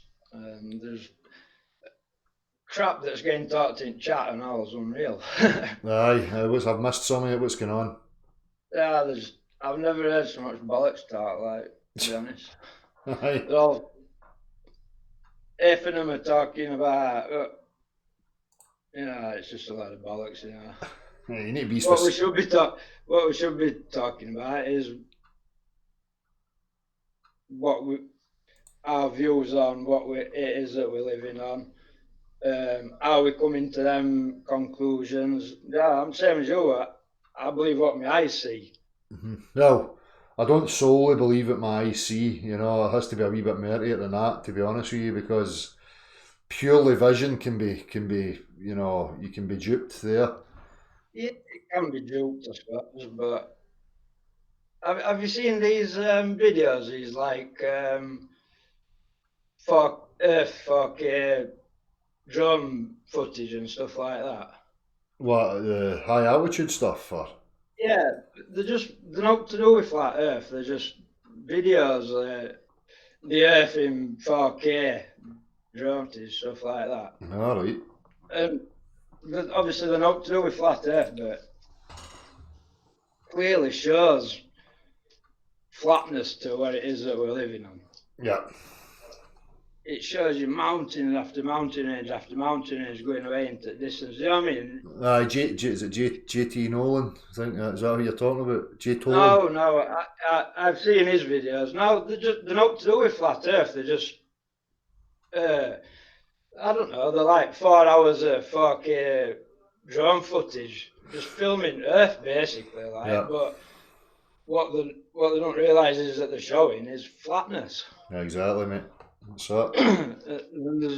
You should check them out. Like, Aye, I've seen a few. I've seen some few different ones, but that's it. People are not putting their attention to it, so they don't ever realise it. it's like my best mate. Like he won't have it. You know what I mean? We argue. Just every time we get together, we're arguing over this, that, and other. Like, but I just don't. It makes out he's such a clever person, but yeah, he don't see what's there in front of him. Do you know what I mean? And I think that's the problem with a lot of people.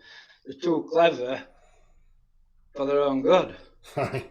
If you know what I mean. Yeah. You know what I mean? He talks like a science book. He's like, well, we've been told this, and it's like, well, we know this, and it's proven this, and it's like, it's just like, you know what I mean? And just like any other religion, man. Let's go to the textbook and see what it says. But it's like, I want to know why. I've just turned 40, and I want to know why in 40 years I've been lied to. You know what I mean? Well, what you should be asking is why in 40 years have you never fucking take responsibility and thought for yourself? Oh, that's right.